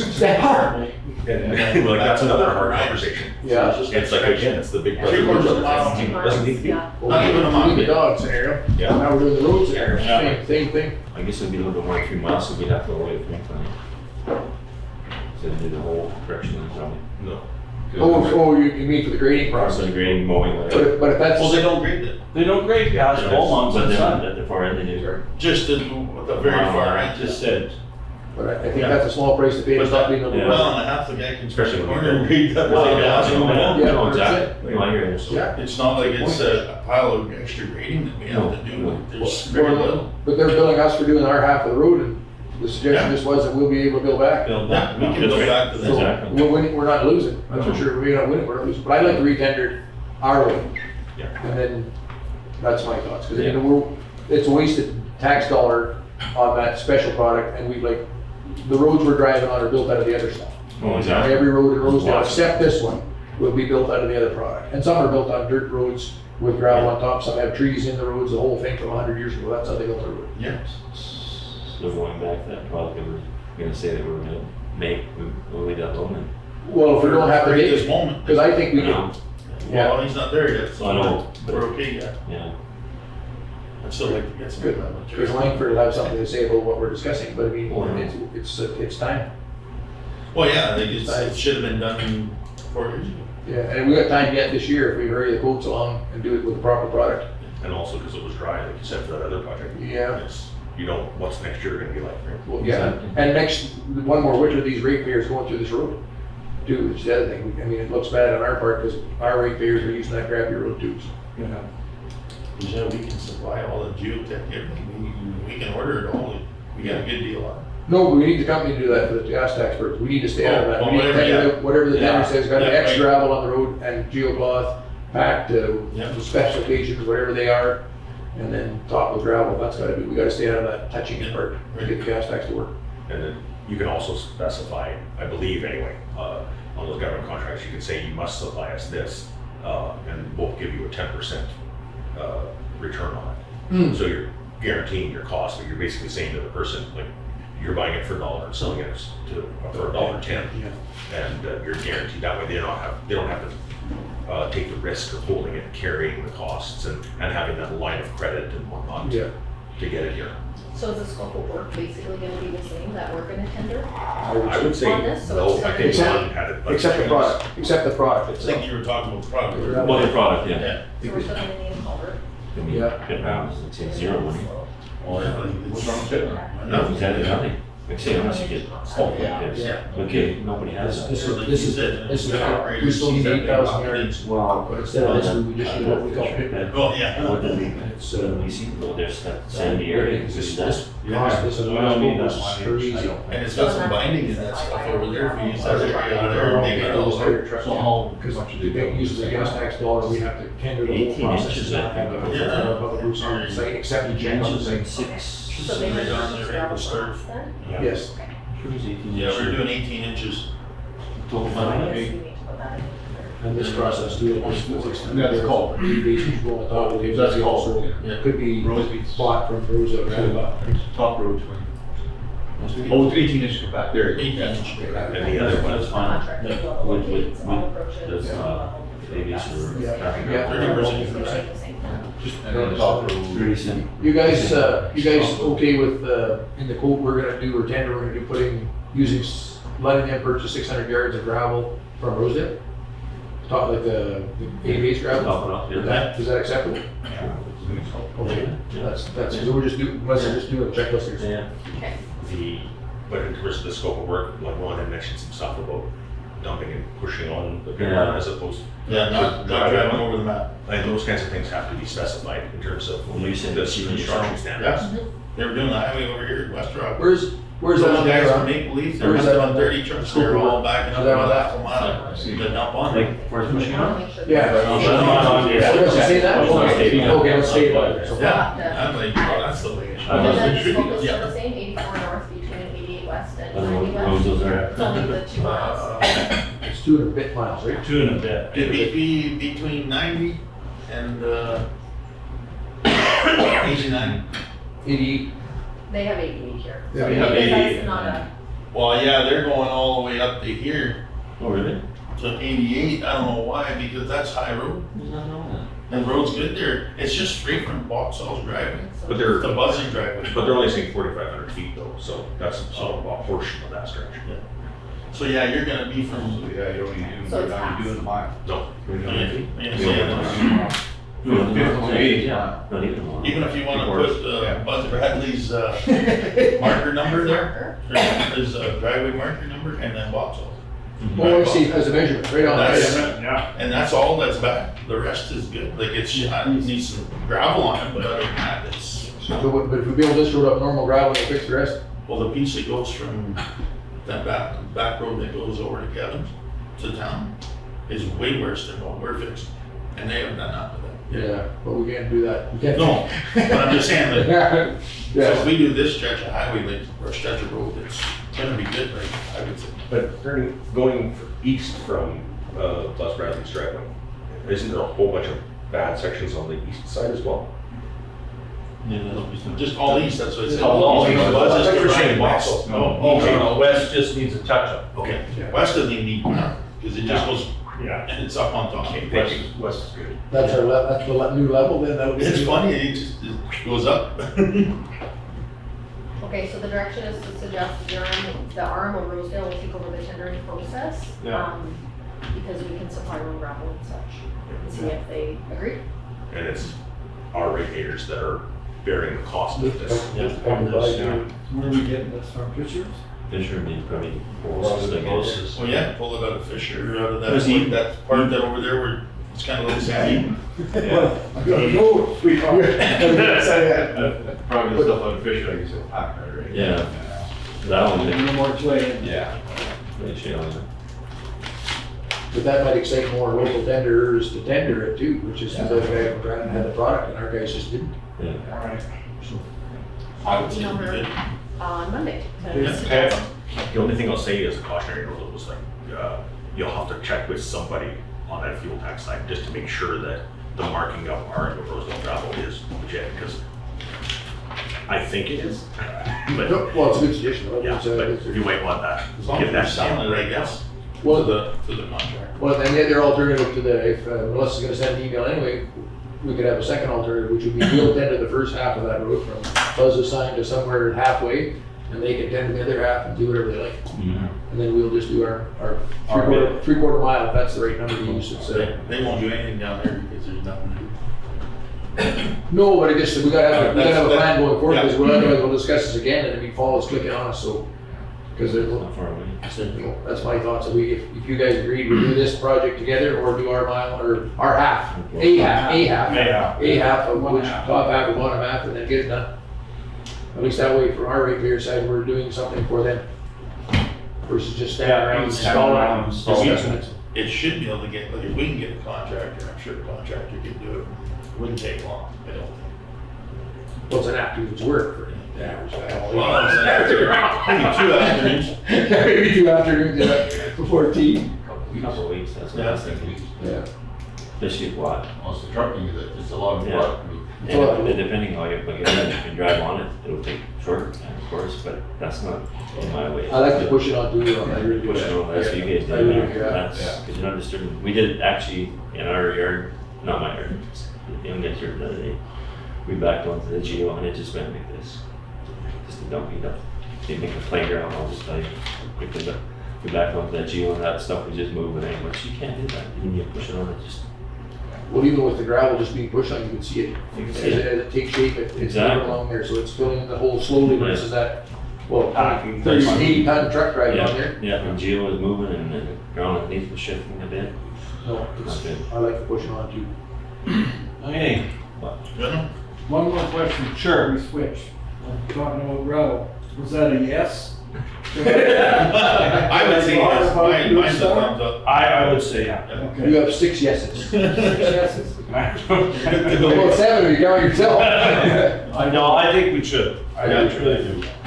Full prices, right? No expiration Probably date get on it. cheaper. No. Abby's there. And we're good for 2 years for sure. Yeah, what? Ground, it's ready to go. Oh, And like, like, Melissa, you make our stuff like that, 'cause it's gonna screw up your budget. I don't know what, I mean, they made a good internet when they took out this. We like doing that. And Russell used to go corner to it. That was just, So if you can help me find, your word but I most can find, because I don't have last year, training. but there's. So I I'm sorry. just. Yeah, we Check We, stuff out. you know what? When Daryl comes to drone that pile, maybe we should get him to drone that pile of Cossacks just to see what we have there. At the same time. Hopefully he'll come shortly after they I'll get be- this stacked up. Yeah, I'll chat him up on that. Maybe, is that a good idea? To see exactly what the amount we Yeah, have. Oh, left? yeah. Yeah. What's that fish, you got lots of fish, so. Well, we're 20-some thousand now. Oh, okay. We got a good pile. Yeah, Kozak's better, what's up there. Oh, once you get Say there, if he's gonna drone it. Yeah, we'll know, right? then we'll know. Yeah. I'm thinking maybe 15 left. I don't know. Oh, probably enough for another year then. Oh, yeah, definitely. Oh, yeah, Yeah. okay, that's fair enough, yeah. So if we're doing 20, can we still only pay for 75 Yeah. in this fiscal, and then we'll be able to budget the additional? I think Daryl, if he does, he'll do half and half, Daryl will do half and half. Like if we did 20,000, he'll charge us for 10, he'll charge the other 10 next year.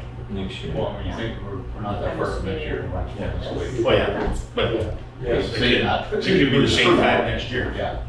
Oh, I see what you're getting at. He gives you the year. But the only thing is, Melissa's question involves that we would have budgeted for the 7,500 yards cost, and now we're adding another 3,000 or 2,500 yards cost, and it won't be in our budget the way it reads today.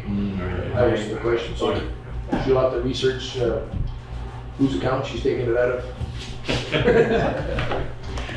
I think Ron got designated. Oh, no, that's it, wrong account. All in favor? Done deal? Yeah. Okay. No? All right, so we did a lot of work at, I've spent a lot of time at the landfills actually since I started. Met with the environmental officer, and we do have a proposal to close the Union landfill. Of course, we have a lot of work to do, so I have a few calls out to people in regards to picking up furniture. There's possibly a contact of somebody that would be willing to pick up the furniture, so I'm just waiting on a call back in regards to that, so we don't have to actually bury it. There's a sequence of events that will need to occur at the Eden landfill before we can close it, but then we will have to actually officially close it. It will turn into a transfer ground. So I just wanted approval to move forward with that. And then I need to check to see if Kara budgeted the closure in this fiscal, or if she was planning on doing it next fiscal, because it's about $32,000 to the engineering firm to do everything that needs to be done, in addition to capping and all of those types of things. So we have to move the burn pit, we have to bury some stuff, we need to figure out what we're doing with the shingles as well. And then after all of that takes place and we bury everything and cap it off, then engineering will come in and make sure that it's sloped correctly, we're not contaminating the water system and so on and so forth. So basically I just need direction from you guys to proceed with basic closure activities. And then after we get all of that work done, then we would engage in with the consulting firm to close it properly. We don't have a choice, will there? No, No. Will there ever be a burn site there again? Yes. It will be a burn pit eventually. Yeah, and just for everybody's clarity, you can continue to burn, as long as nothing moves in the landfill today, we can continue to use the existing burn pit, and then we'll reposition it so that we can continue burning as well. So if we ever get payers that approach us saying, can we take it eat and burn weeds? Yes, Give them the. yes they can. Clean burn. Clean burn. burn. Yeah, this furniture scenario that come up, if it, that comes to pass, it'll save us lots of space in our landfill, because they'll take it all the furnitures which can't be burnt in the clean burn violations. So let's hope it works out. So I guess if it's budgeted this year, we'll put a move on getting the activities complete, and if it's budgeted for next year, we have a little bit of time. Okay.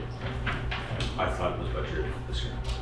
I was playing in my memory, I can't remember what we talked about there. Yeah, but I think it was budgeted.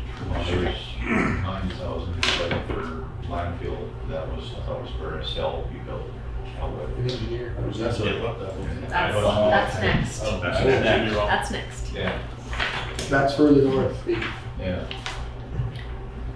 So we did have a, if you guys want, do you want to jump to Kelwood? Can I ask you a question? You guys are talking about contractors and scheduling shingle dump-offs and whatnot, and I just don't understand why we don't have a centralized, like at the transfer station at Amber. Like, why isn't there a one bin where every contractor knows that this is your shingle bin? And is there a reason why that isn't happening? Why, there isn't one down at the dump, you mean? No, at Amber Corner, not Amber Corner, but whatever the transfer station. Elk Ranch. property, Elk Ranch. Elk Ranch. Yeah. Elk Ranch. You know, like, because I know that every contractor, like, desperate to get rid of shingles all the time. Why isn't there one dedicated shingle bin, what's centralized like that? And it's just like anybody that had, like a contractor can even get a key to dump shingles in that dedicated bin. And it would just make their lives simpler and make it a little nicer to do business in town, in the RM. But is there a reason why that isn't? Like, For is them. it? No, I don't know. So it was The just to reason be why we- household only. There'd be everything in there. Oh, wouldn't this is it. without some police force Man. there, or man, oh, it's not that. It was It's just to open be- doors? Yeah, no. Yeah, it's Oh, just. it's I was gonna ask that question, if whether you got a hold of Bill about the manning part of it. I didn't get a hold of I it. don't know.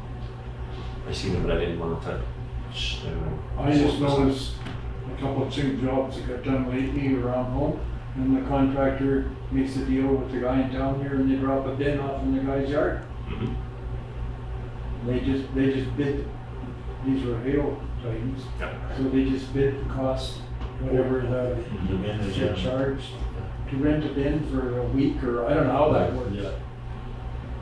Elk Ranch is the only landfill I haven't been to yet, so personally, I don't think we should be accepting shingles Yeah. from contractors. No, we It, can't. it used to be only household, but. Yeah, household. That's what, Yeah, that's the definition, is that the definition of that, man, for the transfer station, is household only? Household only. Mm-hmm. Says right here. That maybe is your answer. Yep. The issue is we have an existing stockpile of shingles at Eden that we need to Get rid of. get rid of. I was more referring to some of the conversations about moving them around and whatnot, and the constant like shuffling of stuff. Yeah. So this, those contractors you spoke of, those bins that go to, Evergreen here? I don't know. Just to be, it doesn't matter to me, it doesn't affect me, but I just wondered what they do with them. And I go somewhere. You put them in a bin, they gotta be dumped at some We point. got it done somewhere, They yeah. dump them. Yeah. Yeah. Too bad we couldn't reuse them for something else. Yeah. Put them in the highway. In the road. Yeah. Dig the nails out, put the tires all tar, or pods tar. In the city, in the potholes instead of the flowers. Yeah. Layer down. That's what Penny over did. That Tires. Elk Ranch, we never heard any more about testing for the clay or the Ground ground or. tires. Yeah, ground up. I don't crunch. Yeah. That's, That's never heard nothing from nobody. I don't know what they, I was thinking about that the other day. Did we ask them to test at Elk Ranch? Yeah. Is that our clay source? Yes. or- Okay. Oh, potentially. Gravel. We Potentially. think that's clay there, yeah. Yeah, clay gravel. Also, Maybe we gravel, can- whatever, if it was out of Brown, was it not? Yeah. I can't remember. I can't remember who it was. That was back in March, we talked about that. So I did talk to her this week because on page 16 of the the feasibility study for Kelwood, we've done preliminary design, so we've done that portion. We've pulled site samples and found out that the conductivity isn't sufficient, so now we need to add clay. So we need to make a decision, are we gonna do the clay-based route or do we wanna do a liner? I'm assuming we wanna do clay-based. So if we do clay-based, what we need to do is ask them for a quote and then provide the location of the clay source. So then they would go sample the clay to see if it's going to meet the requirements. Once that's done, then we could proceed forward with the engineering and design of the landfill. And I want to say one thing about that, I apologize, is that I was talking to Dennis Knight, about clay, Mhm. and he was saying, well, why don't you get some from here, why don't you get some from there? And the one thing that I, not necessarily related to this, is but we don't really have an aggregate map for the Arc of Rosedale that I'm aware of. And where people that are just ratepayers can say, I want my clay pit tested. So then you know what is where. And you can put that into, like, even into Google Earth going forward. Then if land changes hands or if somebody knows of a good quality clay source but then moves, that information's lost, right? But if it was identified, mapped, and kept in computer, well, you'll, no matter who's working in your position, will always have access to that information. Because it seems to me it's crazy that we have to look for clay. Well, honestly, there's Like, well, sometimes it's just in the road, you're doing a job site, sometimes it's just in the road. it was a clay. Yeah. But you're right, it should be nice if we know where it is. and then anybody, like if you advertise, anybody that has what they think is a potential source of something, it can go and get tested in a round of testing. And then you'll know that this is the 99% stuff over here, and this is 82% there. Yeah. And then based on what you need, then you can go and get it. But this company is willing to go and test the clay branch for us. Yeah, and just That be, was it. well, it's, But I isn't don't that- know. I don't know Just for clay and gravel. Ron's been chasing him For for, clay and gravel. yeah. Clay and gravel. That's what we're There's going like, to there's do. like, Then almost this 40 years environmental there. study says Was the it, is it opposite. Environmental Consulting Solutions that was gonna do it, or is there No. another? No, it wasn't these guys, it Wasn't was these somebody guys? else. But Lisa, this is all. in the I same know we quote. mentioned it, If it's all in the same quote with these guys going to do it, then we don't have to chase this other outfit down. Yeah. I can't remember. the- right? was it, I'm thinking the Mandel's ring? Yeah, Mandel? that rings It a bell. rings a bell. Yeah, something like that, yeah. But I don't know what the first name or. Because these guys sent the clay to, I thought, Rosedale for the testing, and that's what it failed. This is the clay that was at Kelwood. Yeah. And then they asked them, we suggested, my recollection of it is, the fellow that wrote this report had contacted somebody and they were going to meet. They were supposed to Like, meet it them. seems like this is like we're back 2 months now. Oh, Right. all this month's maybe, 8 months ago, yeah. Yeah. Six. And so I think Yeah. they mad at somebody. Well, we haven't got a quote, so I'm assuming it wasn't approved through the process somewhere to do the actual analysis. Did we get a quote from somebody? No, No, I think Kara just said something about they'd get they were over on supposed to. to contact either here or me myself. Okay. Never happened. Take them to the site and show them where it is. Yeah. Show them where it is, yeah. Exactly. We said we'd have our cat push it back. We'd have Yeah. to make some trails after the bushes to make. So the gal I talked to at the firm who provided the feasibility study is gonna provide a quote for me, how much it's gonna cost. We just need to tell them where to go. And then I'm not sure if they'll do core sampling or they'll do pits. It'll be dependent on what they provide, but then I could reach out to the other contractor if you guys provide the name. I can't I I don't know. I agree with you, Ron. I'm pretty sure that name sounds very familiar. Would we have used them in the past? Will they be set up now? But it was, we discussed it at the table here, so it was, I mean, maybe no resolution in place, but it was Yeah, a discussion had, for sure. yeah. And Well, listen, I'm gonna say 7 months. It was early, because it was too cold to do it when we were talking about it. It was, the ground was so frozen. Frost. So the idea was we were gonna get in contact and give them Yeah. 6 weeks to get organized to come to us. is that outfit, that's supposed to be doing these DFA spots? The one on the Trans-Canada Trail and the one over by Neil's? Because that's Burns I wonder if it's that outfit there, Possibly. if they were Burns Mandel. Yeah. There we go. There, yeah, boy, If they were the ones that were supposed to do the testing. I think that's Burns. Pat Burns is the guy that And runs that I left engineering that, firm. isn't that the guy we met him over there by? No, that was a different guy. That was that other, he was on his own. Remember, he was just a consulting for And He's gone now, like he was gonna do some more things for us, and then he got a bigger and better deal. yeah. He said he did. But in hindsight, if you look at, if these guys haven't showed up yet, are we not better to save this consultant firm and let them handle it, and then we're done? But it maybe, Instead, we got too many people, too Yeah. many cooks making the soup. well, they did do the sampling in the Kelwood landfill that day. Our backhoe did the digging, but it was, they did the sampling at the height, whatever they got to do there, and then, yeah, so they have a guy that does core sampling, or whatever they called it, pit sampling, whatever it was. This firm here, right? Yeah, Yeah. Doug's his first thing, I can't remember the company. Well, that was- Yeah. yeah. This is, Environmental Solutions. That's it, that's Okay. because they did, like, Yeah, that's our it. backhoe did the digging. But that's, What's her yeah, name? but that's their more with dumps and stuff. They were just for the dumps. Yeah. They weren't for the But they product. knew where to send the clay sample, but they might, but I Yeah. don't know what else to Yeah. say, but we gotta get somebody to do it sooner than later. She's gonna send me a quote early next week. So Okay. if you guys have the other name, I'll request quote from them as well. Cause they just gotta see if the clay's gonna be, like Usable. if it's feasible for us to use it, to do the liner. It'd be And nice if to get our not, own place. We'll have to find another source. Yeah. Or we'll have to use a liner. She's No. gonna provide the cost of that as well. We don't wanna do that. Any good, there's lots of I know. clay in there. She said that Well, I know, the I'm cost is saying, probably you use reduced clay. substantially from They're big. previously, Okay. because of Oh, the they things come and things like that. That's Oh, why she wanted to get it sell the quoted. Yeah. Yeah. This would be great. We'll Yeah. see what she comes I back got with. shale, I got clay. I got clay, but Okay, so I'll move forward with gathering Yeah. lots of clay. because we're kind of stale. Okay. Right. She's gonna make it a little I better. think there's what, 6,000 yards we needed. Yeah. Yeah, If I remember. It was a lot of stuff, yeah. yeah.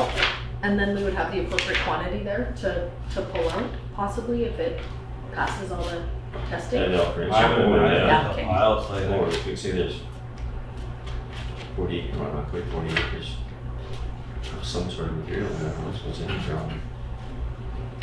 Definitely have to find them. You seem to be running through for everything. Okay, well, that's the main thing that's stopping us from deciding to move forward with the engineered drawings of the pit, or of the engineered cell. Yeah. So I will gather those quotes and present them next meeting. And then I guess open discussion, Yep. Gravel question in Ward 2, we talked about that. Anything else, discussion? What's happening about the penalties for directional drilling quote? Oh, yeah, good question. For the fire hall in Eden, you're talking about? Yeah. Yeah, that's, way too long going on process.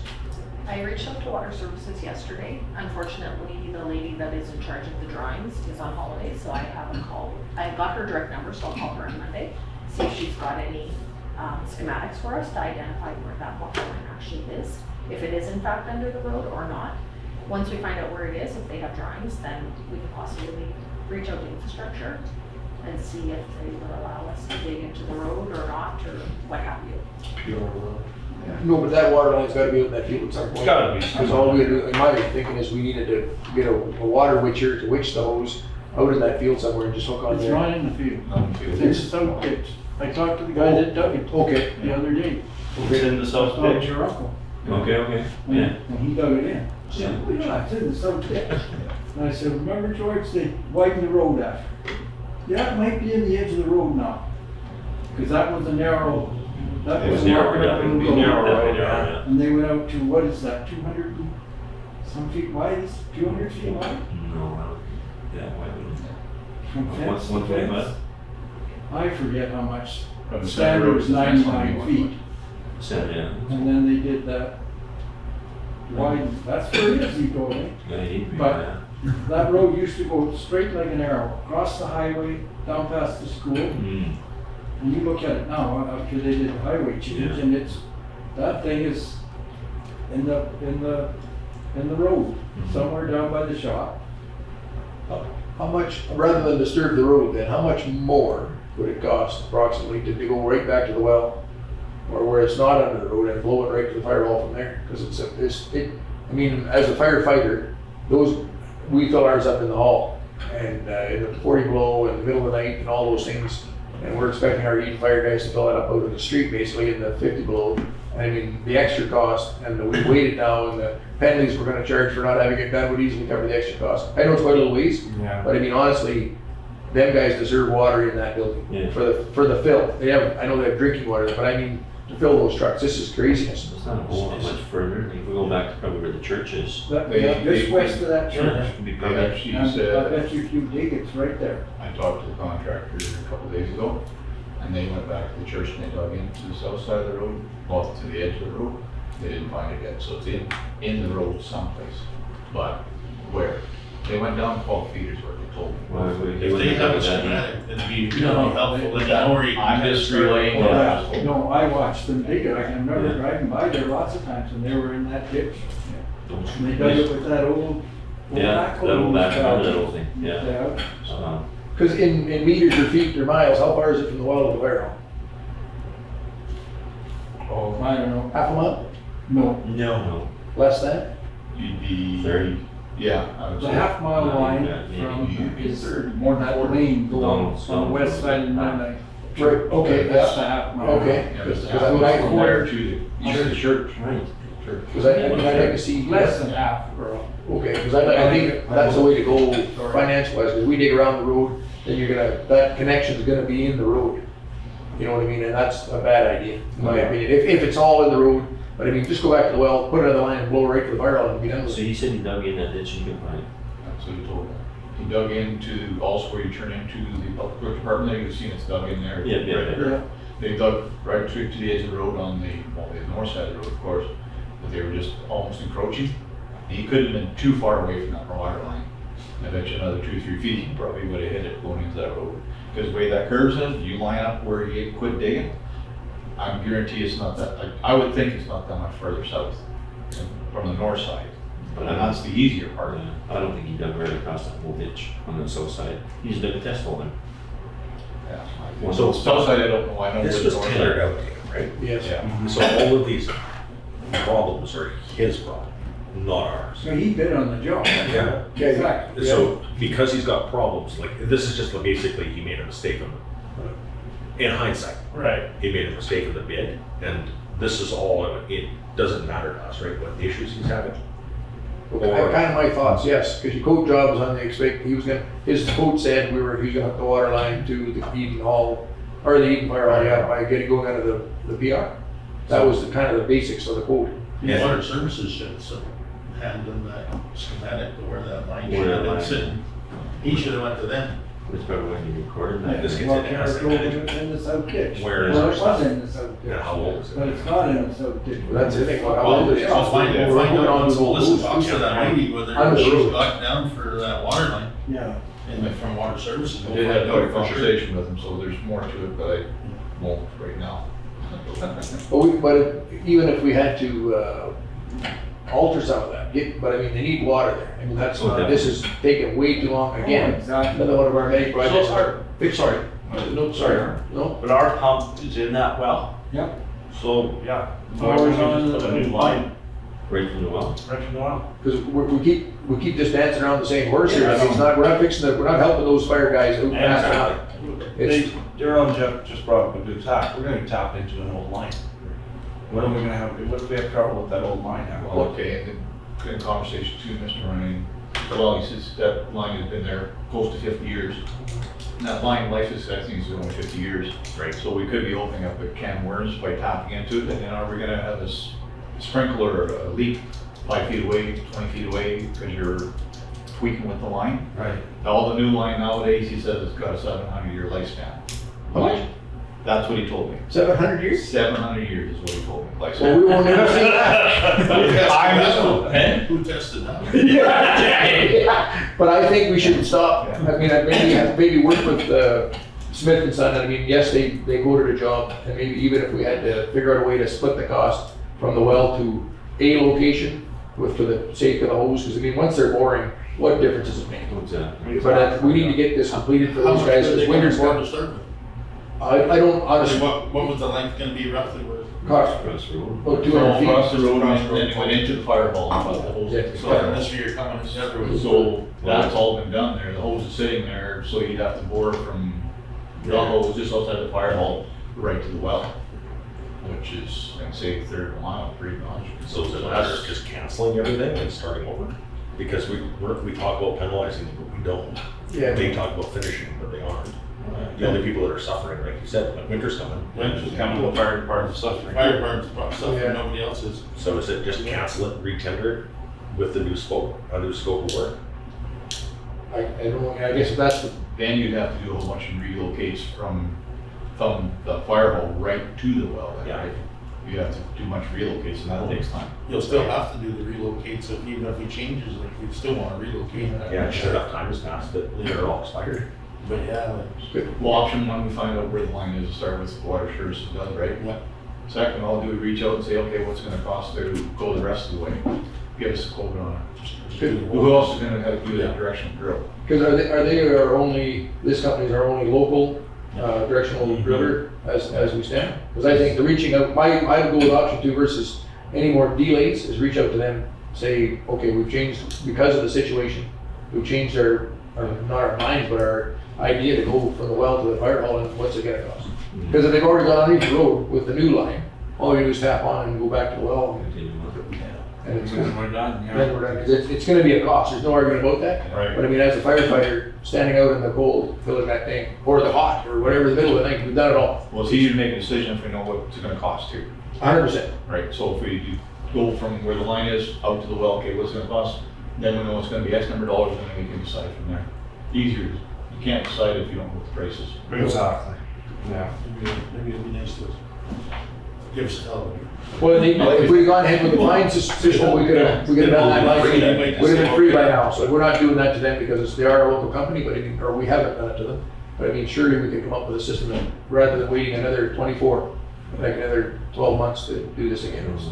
We need to complete It's this crazy. project. There's too many things that are just constantly, like, I've noticed this motion a lot, right? Yeah, yeah. That's how it feels. Let's get I've a only been conclusion. here for a few months. Yeah, let's get a conclusion on that, because I mean, I'm a firefighter and it's a big deal to me that they have to stand outside the Yeah. water truck. So just for clarity, the contract between us and Rob Smith actually had the penalties listed? Yes. Yeah. And it was hefty. Like they're, In our mind, hefty anyway. they're paying us right now Yeah, if the letter of it is followed. That was the contract, I think it was middle of June, I think, Yeah. 15th, or sorry, 30th, I think was And when. there's all sorts of things that are broken on that one. Oh, yeah, I agree. sure. And we all want, I'd like to see a completion and so we resolve it. Because I would imagine they would be relieved to get out of that original Yeah. at this point. They might do that, like, what you said, might do it for a reason. This Well, is see, we completing the job. It looks better, I guess, I do. saying it was a headache for us, and then we're getting ahead now, we're all like gaining. Let's do it. It's a win-win. It's just a straight go, Rob. Yeah. Usually if it's a straight go. If they you don't open it mind up it. again, yeah, it has to get called for tenders again, because other people have to have a chance.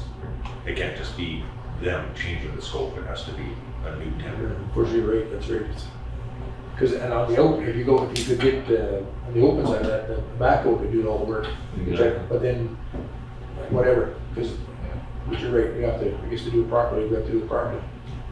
Is there a possibility that we use the penalties as credit for us That's good. and There's- We won't, They signed that contract saying that they were aware of those penalties. we won't charge you this if you do this. Yeah. Because it's, yes, it's probably a very, maybe that's an option? because if I was the company, I would want to complete the job. Yes. Because it looks bad, you open the hole, I mean, they didn't anticipate all this grief, but neither did we, so. Sometimes you'll lose when you bid. Yeah, oh, you betcha. You know, nobody likes it, but sometimes you, Yeah, make sure you carry the one. He should I'll say have that been the right guy now. running out there with the witching thing. No, When yeah. I'm getting this job done. Yeah. I'm surprised you never had her back, like, Yeah. online. Yeah, find that one. Yeah, no, it's- Yeah, I guess you could argue that on the road. You do. I remember last Probably time. the part that Did we you pass probably that? have to get permits for that, right? For that electronic sign? Well, no, same thing. Or do we have to make a resolution for that? Pretty soon, I think we're almost done. Oh, right, okay, We're almost there. Yeah. It's just- Okay, anything else? Well, we're not done. Are we? What? yeah. We're at the end of the agenda. Really? It's lunchtime. See, Ron? So hurry up, Ron. You wanna start over again? Yeah, that is, comes out of the Jeff Kirk fund for the Yeah, no. cemetery. But like there's just an amount there, there's just There's stipulate. nothing like. We got our quote Ours, before though, but- they sent in quotes previous. Really? To On the- yardage and this and that? Yeah, I can't remember the numbers, but there'll be a quote in the file for that job. And this from Mr. Rempel, for the church at Elk Ranch. I don't know why we have to pay for that from our. That's the Mountain View Church, I think we're gonna buy it every day. Well, there's no sign anymore, but gravel, 2 inches down. Oh, that was, the Bernie, Road, or 99 beside the, Bernie Church. Oh, the British Church? Yeah, east of Summers and that. Oh, okay. That way, yeah. Well, I thought it was that church. Yeah, 'cause we Okay. End up, that's the culvert thing we're talking about. Yeah. So we ended up doing the river up on that and, And there's this, a fill on it, so. okay, and on this, I don't know if everybody looked at it, the ward, what not, Rempel again, the spread, Ward 2, 4, 5, and 6. I don't know if the yardage, whether everybody looked at the yardage, if that, was that, I wonder about the yardage too. what, do you see mine?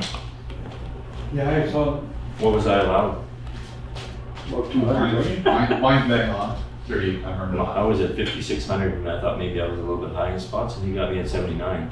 But he put in the PRs, I believe. Oh, and we discussed that before. We were- PRs aren't supposed to be. Yeah, yards are not. So I just wanted to say that because none of it. because we discussed that, separating that out because it's not, we need more gravel Yeah, than a word should have to eat. Yeah. so that'll change. That or you got a very nice road to your place. Well, and that's another thing I was gonna mention. You and I were talking about it, and we were talking with when we went to the shop that day, and we shouldn't have, I guess. But anyways, with Glenn and Mike, PR 471, we put 200 yards a mile every year. I don't know. Oh, yeah, And- twice a year, don't we? Usually like gravel it twice. No, just once. Just once we've been. It should be 210, should double it up, you can never get up. And like I told the boys, I said, and we both told them, there's stretches of that road that got nothing on it. I mean, they have nothing, still got nothing to work with, even at 200 a mile. Because whatever goes on. So I don't know what we should do for that. You knew about that. Like, I think it needs another shot, like you say. Well, I know we've done that before, like instead of putting Yeah, it's better. a whole bunch on, Right. put half a stretch on and do it twice. Yeah. Because I know that spot even, I mean, it's not I don't think my we've done area. that in a while, Robert. Pardon? We haven't done that in a while. That double On shot. 471? We haven't in a while now. We might, somewhere it got mixed up someplace that we quit doing. I know with the 65 I did 1 year. Wow. Yeah. But this I remember, I 471 remember we did it for years. Yeah, I know, I remember when I first got into council, that they did it twice, but now that they won't be Put doing half it. as much for a lesser amount and then go maybe in August and. Yeah, we were a little bit, I mean, that's, we get money from the government for that. To look after. Yeah, Yeah. but which isn't enough really if we're gonna drill twice. But you give it, I mean, it's still, we got, we'll eat some of the costs anyway. How many of these yards, Ron, should be, on the PRs? In your guess? Wanna see this again? What did I have here? Well, on 471, 6 miles on my end, whatever, or our end, Well, if you- our end, that's 1,200. And on Bologna Road, it's it's 7 miles, but you go through the valley, but those curves, I don't know exactly, and they gravel that calcium spot in the spring. So I'm thinking 1375, so that's what, so 2575 should be for PRs. So off of Approximately. Off of this, say total of yours? Yes, Okay. approximately. Because Melissa would bill that separately because of the Yeah. province pays part of that. Yeah, So it's, because I was supposed to be 5,600. I'm gonna have to put more gravel on. I'm not even halfway there yet. Yeah, but all your roads are new, aren't they? Aren't the budget paid? Just to the counselor's place, Jeff. The counselor's always paid, but don't tell anybody. But that PR, like you say, like, I don't know, in Robert's, in your ward there, that around Doble's there, where that was clay cap years ago? Yeah. Well, there's nothing there. It's just bare clay. Again. And then higher up around Quebec's mile, I say, Down by the highways, it's and like. highways. So it needs more So if you material 150 and then 150 again for an extension, that's not enough. I don't know. I don't get So to we use got it it, straight, but I. sent it late. Oh, it was already got. I wish our end That really was in came my and cut those lips off. That's where I read that. Bring the middle and gravel it, right after they're done, cut them off, gravel over it, so it disappears, it's in the road, it stays in the water. It's all good. Right now, the water's, They're not doing that, but I know, that's what I mean, if we why get, you guys don't get that done? you're closer to the shop than I am. But no, I mentioned it'd be it. nice to bring it and then just gravel right down that loop, as soon as they're done. So I don't know how we can get more gravel on 471, especially 265 I think is pretty good, but 471, I don't know. 471, you could gravel, I think every month, it wouldn't matter. It seems like it just disappears. I'm not saying the whole road. 65, but pretty decent. Yeah. What I've seen on my Yeah. end, I Yeah. got, what, 6 miles or something? Yeah, the other end's pretty Was decent. there That money, looks pretty good. is there money left over we can give it another shot this fall? Because now's the time to do it, so the back end before winter. Sooner or later, yeah. I don't know, just. Better now. I don't Yeah, know. they have them. I'm not saying the whole road, Yeah. just No, just certain areas. Spot gravel, a good time to. Somebody go flag it, like, you know where the spots are, so Ron flags it, and then, Like, can you guys- anybody flag it's not wrong, but anyway, somebody flag it. Then Yeah. our guys spot up towards Road 90, that intersection. Yeah, yeah. It's always bad. Oh, yeah. Coming over that hill. Anything else? One more thing. Go ahead. I'm gonna bring it up again and again. This $8,000 we're spending. No, And now we have three, well, not three, but two sitting for sure. The grader, that's a lot of gravel. just Okay, saying, well, just saying. is that money going to, it's not being really thrown, It's like rezoned. No, I know what you mean, I know what you're gonna I say. know, but I wasn't in favor of that to start with. I don't want to sound like I'm bitching on it. But in my thoughts, my hope is we're gonna put bums in those seats soon. So, and when they start, they're gonna be behind, so 3 graders is not gonna be a mistake if we have, when we have 3 operators again. Okay. That's my, I'm only one guy here, but I mean, that's, You feel we shouldn't be doing that too? I feel we shouldn't be. That's all I feel. but it looks bad sitting now, but all 3 are sitting, so we don't wanna sell all 3. That's the thing. Like you say, I don't mind it if we have 3 operators, each guy gets 2 wards, and that's your 2 wards. And stay there, you'll know everything in your 2 wards. I agree with you there. Like, and then it's getting done, stuff is getting done, and then this way he can go off, it didn't take him 10 days to do his 2 wards, clean them all up really good. And then he can go off and do whatever else in his 2 wards. I don't agree, because we lose one operator and then nobody knows how to do that work. They all need to be cross-trained, they all need to know what they're doing, they all need to know the wards. We're getting 2 brand new people, hopefully they're gonna be good. We have some with greater experience, we'll go with class 1s if they accept. I'll always go back to my nephew being a grader operator, and he's got his 2 wards, and he's been doing it for 7 or 5 years or whatever, and It's all perfect until business continuity kicks in and you don't have anybody trained. Yeah. but then you still got a new guy coming into those 2 For wards. this year. Yeah, it's a staff management It's issue, all one of the- is what it is. When you Yeah, allow it's people just to you do need to specific focus. duties. I didn't know. But it's And then the other thing is, all the pumps and everything. I like Melissa's idea, because then somebody to get It's a just full saying, say at that end what of they the want. word, then everybody kind of know, everybody knows that, right? Or if there's just that But one maybe they area. did. We'll Snowstorm's not a big deal. Give you that. Or even Something like a holiday. That's just I know, why we I know have all that. that stuff, so. Yeah, with 1 week. Yeah. But I And agree it's great. in Your turns are principle, good for that another. it should be, I 20 think the days. quote was that, because they needed that. That's what I mean. Yeah, I know what you get. Cemetery committee. Yeah. wanted to do You're that work. They had, accountable for your 2 wards. Yeah. School Right board now, was on the nobody's word accountable used, for nothing. that, They do it, to do that. But I think the original quote would say more than that. I'll leave it for the next guy, you can fix it. I like the part of, the guy having to do his own too. 95 It's west. all fine which and is- dandy, but some of the wards are bigger than other wards as well. And I don't like only one person knowing how to do one area. One area. It's not a good practice for backup or cross-training or any of those types of things. All the guys that are gonna come to our work, to our RM, are not just gonna be grader operators either. They're gonna have to know how to use dozers and backhoes and scrapers and all those sorts of things. They're not just gonna be in the grader.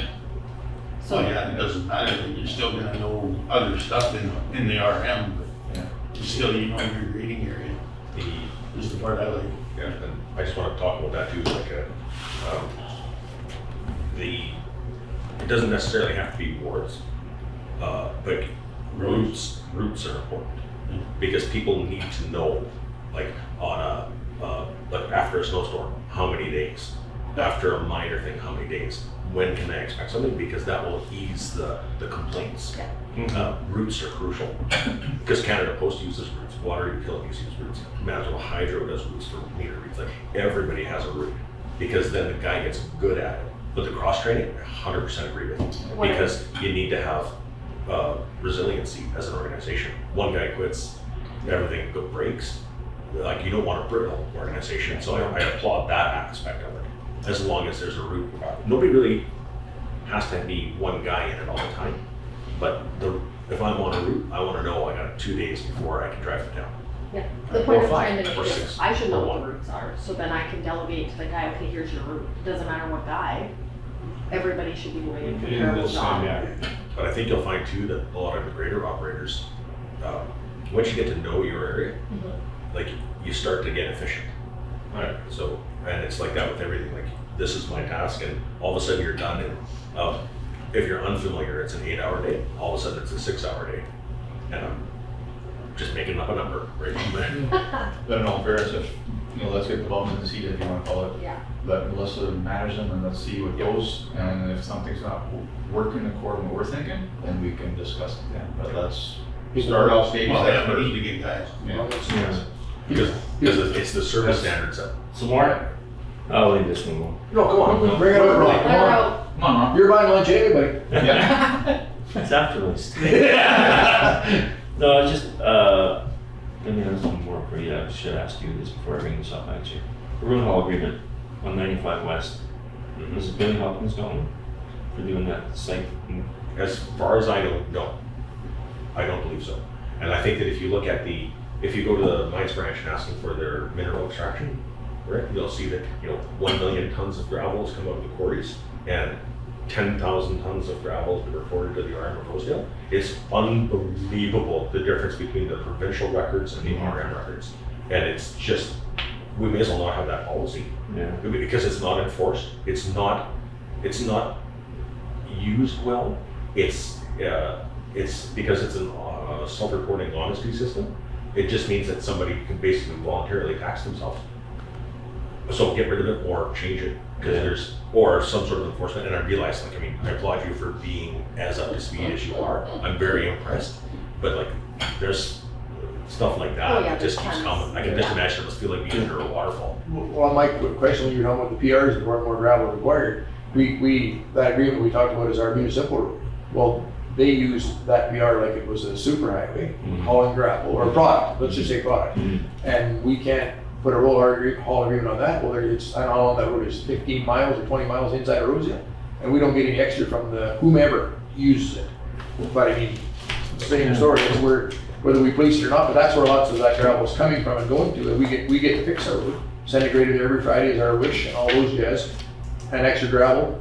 And yes, we get a little bit of money from the province, but at the end of the day, we can control that travel. I mean, you mentioned this morning about they're traveling on it's still wet. Yeah. Stay home.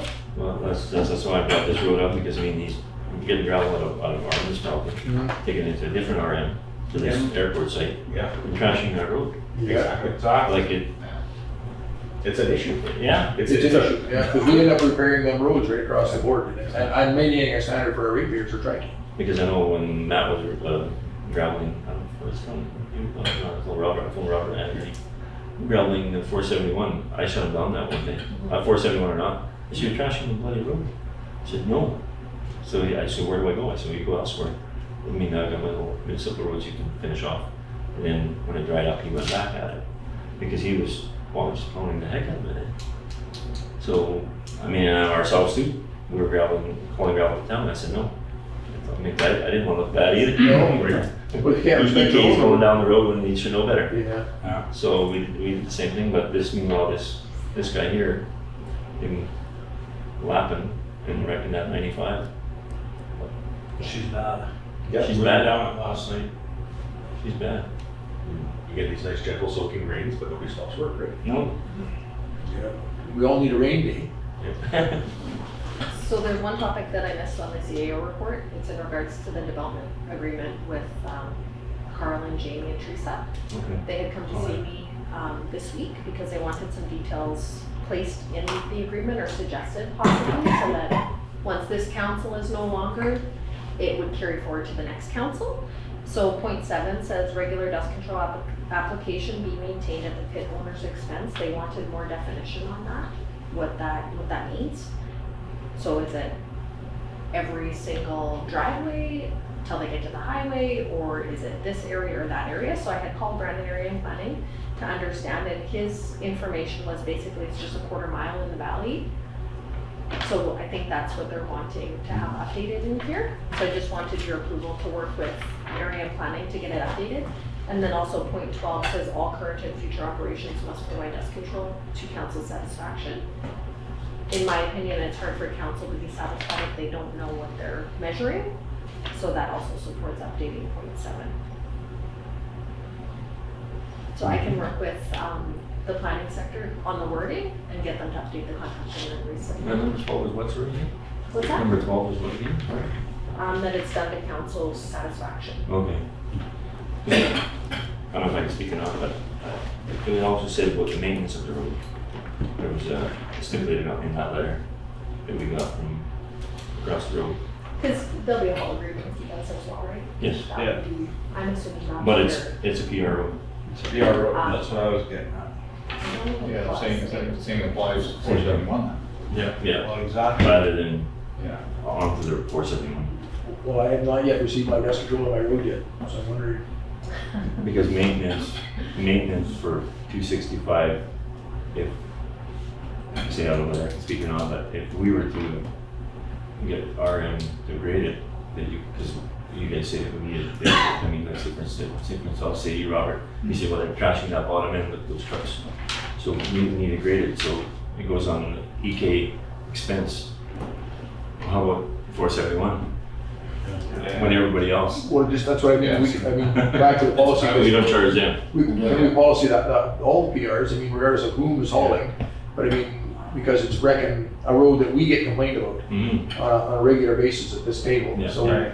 we need to get either a provincial policy or better our own or Better. something, because because I don't mind, I mean, it's a big road and I know it's traveled not just by gravel haulers, it's all kinds of travel. It's like our super highway connections to the next municipality, but we don't have enough in place to say stop whomever from wrecking any road.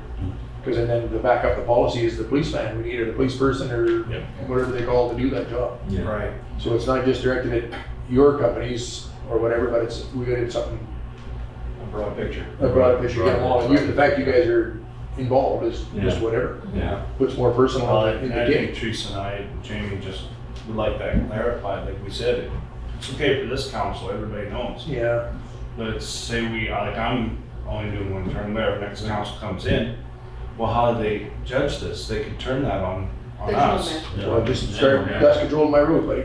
Yeah. So just more specific, this many meters, this type, this Yeah. dates. Well, that yeah, sort of stuff. but plus it's a PR road, so when you come to maintenance part of it, Could get really expensive. it could get expensive. Well, and the dust control thing is I don't know how long dust control lasts under a high traffic. I know I do it for my grandchildren on one road and it's normal traffic. I mean, farmer traffic, let's call it, whatever you say there. But I mean, it stays for the season, and sometimes actually I've seen a guy do it every other season on a normal travel road. So take the gravel trucks into the equation, how long does a one pass last? Does it last for Right. half the season? I'm just asking, but I don't, Probably. you know, because that way you'd be, if you could stipulate, like, if the, so the cost is fixed at a 2-pass dust control on a heavy traffic road, because it's by your pitch or whatever, because I don't know, just saying. Because it's pretty, the dust control part's cheap, in my opinion, Right. but the grading could get to be crazy, right? Yeah, It's it's a- crazy. And then gravel too, you can say, Yeah. he needs gravel, you pound the heck out of it. Well, Smith's been putting the gravel on, On his stretch, Yeah, yeah. because I know and years, he's putting the machine on. Mhm. So what do you do? I don't, Well, You know, Yeah, I don't know. That's our road though, it's Smith's, eh? so, yeah, but it's on our roads, yeah. Oh, but not like the PR road, well, Oh, yeah. that's totally different. I didn't like, that's the well, it only, says the 471, the that's the trucks only just keep kicker. running, we can't do nothing about it. We need the rights to be able to shut them down. I don't wanna keep everybody too long, but I don't, like, on that 471, who pays for the calcium on that? The landowner or something? Department of Highway does that. Yeah, Department of Highways. Where did they do on 471? Jim Bakers, Jim Bakers. Bakers. Baker's, Tim. Those- Alice's. Oh, yeah, and Alice's, yeah, that's all paid by the repair. No, By the ratepayer. Oh, privately, yeah. Yeah, that's all I wanted to know, I didn't know who paid for Two that. same on 265, ratepayers Okay, paid yeah. there. At one time, the government used to do this, Yeah. years back. Okay. They used to do the dust control. Mhm. And then, I still can't figure out why. No. I won't go any further, but but you're, you wonder why some places get different treatment from the government. Exactly. Yeah. because I know years ago we had a pit, not mine, didn't have it, but my family was there, and they used to donate the gravel to the road, and the truck drivers hauling the gravel would donate the, putting it back on the road, and in this case, it was about 2 miles of gravel road, all municipal road, and that's what, on an unofficial agreement, there was no road haul agreement in those days, this was just done, and then obviously the municipal grader would maintain those 2 miles also, and I know when there was big truck companies were in there, they did the highways from Kelwood on the number 5 to Nicola, and they actually brought their own grader. I mean, that was a huge Yeah. company in itself, but I mean, I know that at that time, our family graveled the road for free, the trucking company put it on for free. So to keep the road at a standard, that's a proper word. So, I mean, that's something that going forward, there's a lot more gravel pits being open, and I'm not being personal with you guys, but that's something that happened in the past, so, I mean, because it is your road too, whether you're a counselor or not counselor, Yeah. it's your road too, and if you're benefiting from Yeah. the haul of the road, then you have to, in my opinion, step up somewhat to do some help there. Not all the help maybe, but some. Well, all the damage isn't caused by gravel trucks. No, No. the weight's And I heavier know all they the get time. painted with All brush. sand brush. Yeah. 'Cause we got some grain trucks that Yeah. Pretty big range. Yeah. pound the heck out of the road. Yeah, yeah, it used to be You 2 go all cows in a here, trailer. all time, Yeah. all the time. Yeah. Here. Do you have something, Jack? A couple things. I had a question. Is anybody familiar with the Cypher Environmental Soil Dust Control?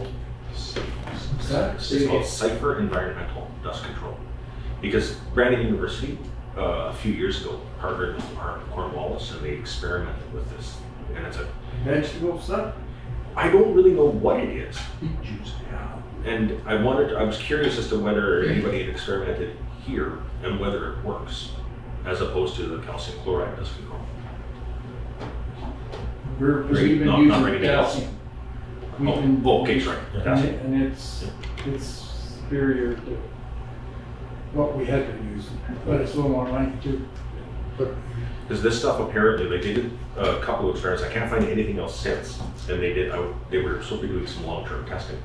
And I was just curious as to whether or not anybody had tested it here, or if anybody's wanting to test it here, if get some grants or something. Because apparently it stabilizes the roadbed and helps the clay bind, instead of on those dry, dusty days, instead of on the clay to pulverize and blow. And apparently it does a great job of stabilizing the clay, which makes for a better roadbed too, just holds it together. Very expensive though, isn't it? Apparently, yes. Yeah, we watched the thing at, That's right. in Brandon about it. You had the connection, Yeah. yeah. I forget how much a mile costs to do, and they are using it. It's an Alberta company, I think. But I wouldn't wonder if it would last longer in the heavier traffic areas maybe, or something would be worth Well, and that's what I was wondering, if we can get a grant to test it in some of these areas, like coming out of the gravel pits or on those softer sections of 471, like even just do like a road bed test. You know, A couple then- miles or something, yeah. Just to see, but I didn't know what prices, and I also didn't know if maybe this was like the No, I'm not rebid sure, deal. Jeff, but I think that sounds like the stuff just, it was an Alberta company that was at the, you remember that? Yeah, I do actually, yeah, it's, but it would be worthwhile testing it somewhere. Well, can we just get some information on it? Yeah. So I'll send you the link. What's the university of where? It was Brandon University. Oh, it's in Their Brandon. Rural Development Institute, they had done a big project with them. And if we could review the information and go from there. Yeah. Yeah. Yeah. So I just sent you over. Okay. And, Okay, go ahead, one more. got that. I'm done. Good. Okay, thank you. Anything else? Ernie's gotta take off here at fall, so we kinda kept him. He's late, really? I'm late. That we now adjourn the regular meeting at 12 o'clock, so early's not late. 12:29. Meeting again for our regular meeting on September the 8th, 2023 at 10 a.m. Do I have a mover? Robert, nobody wants to move her. Ron Johnson. All in favor? Carried. Thank you, gentlemen. Is that rude?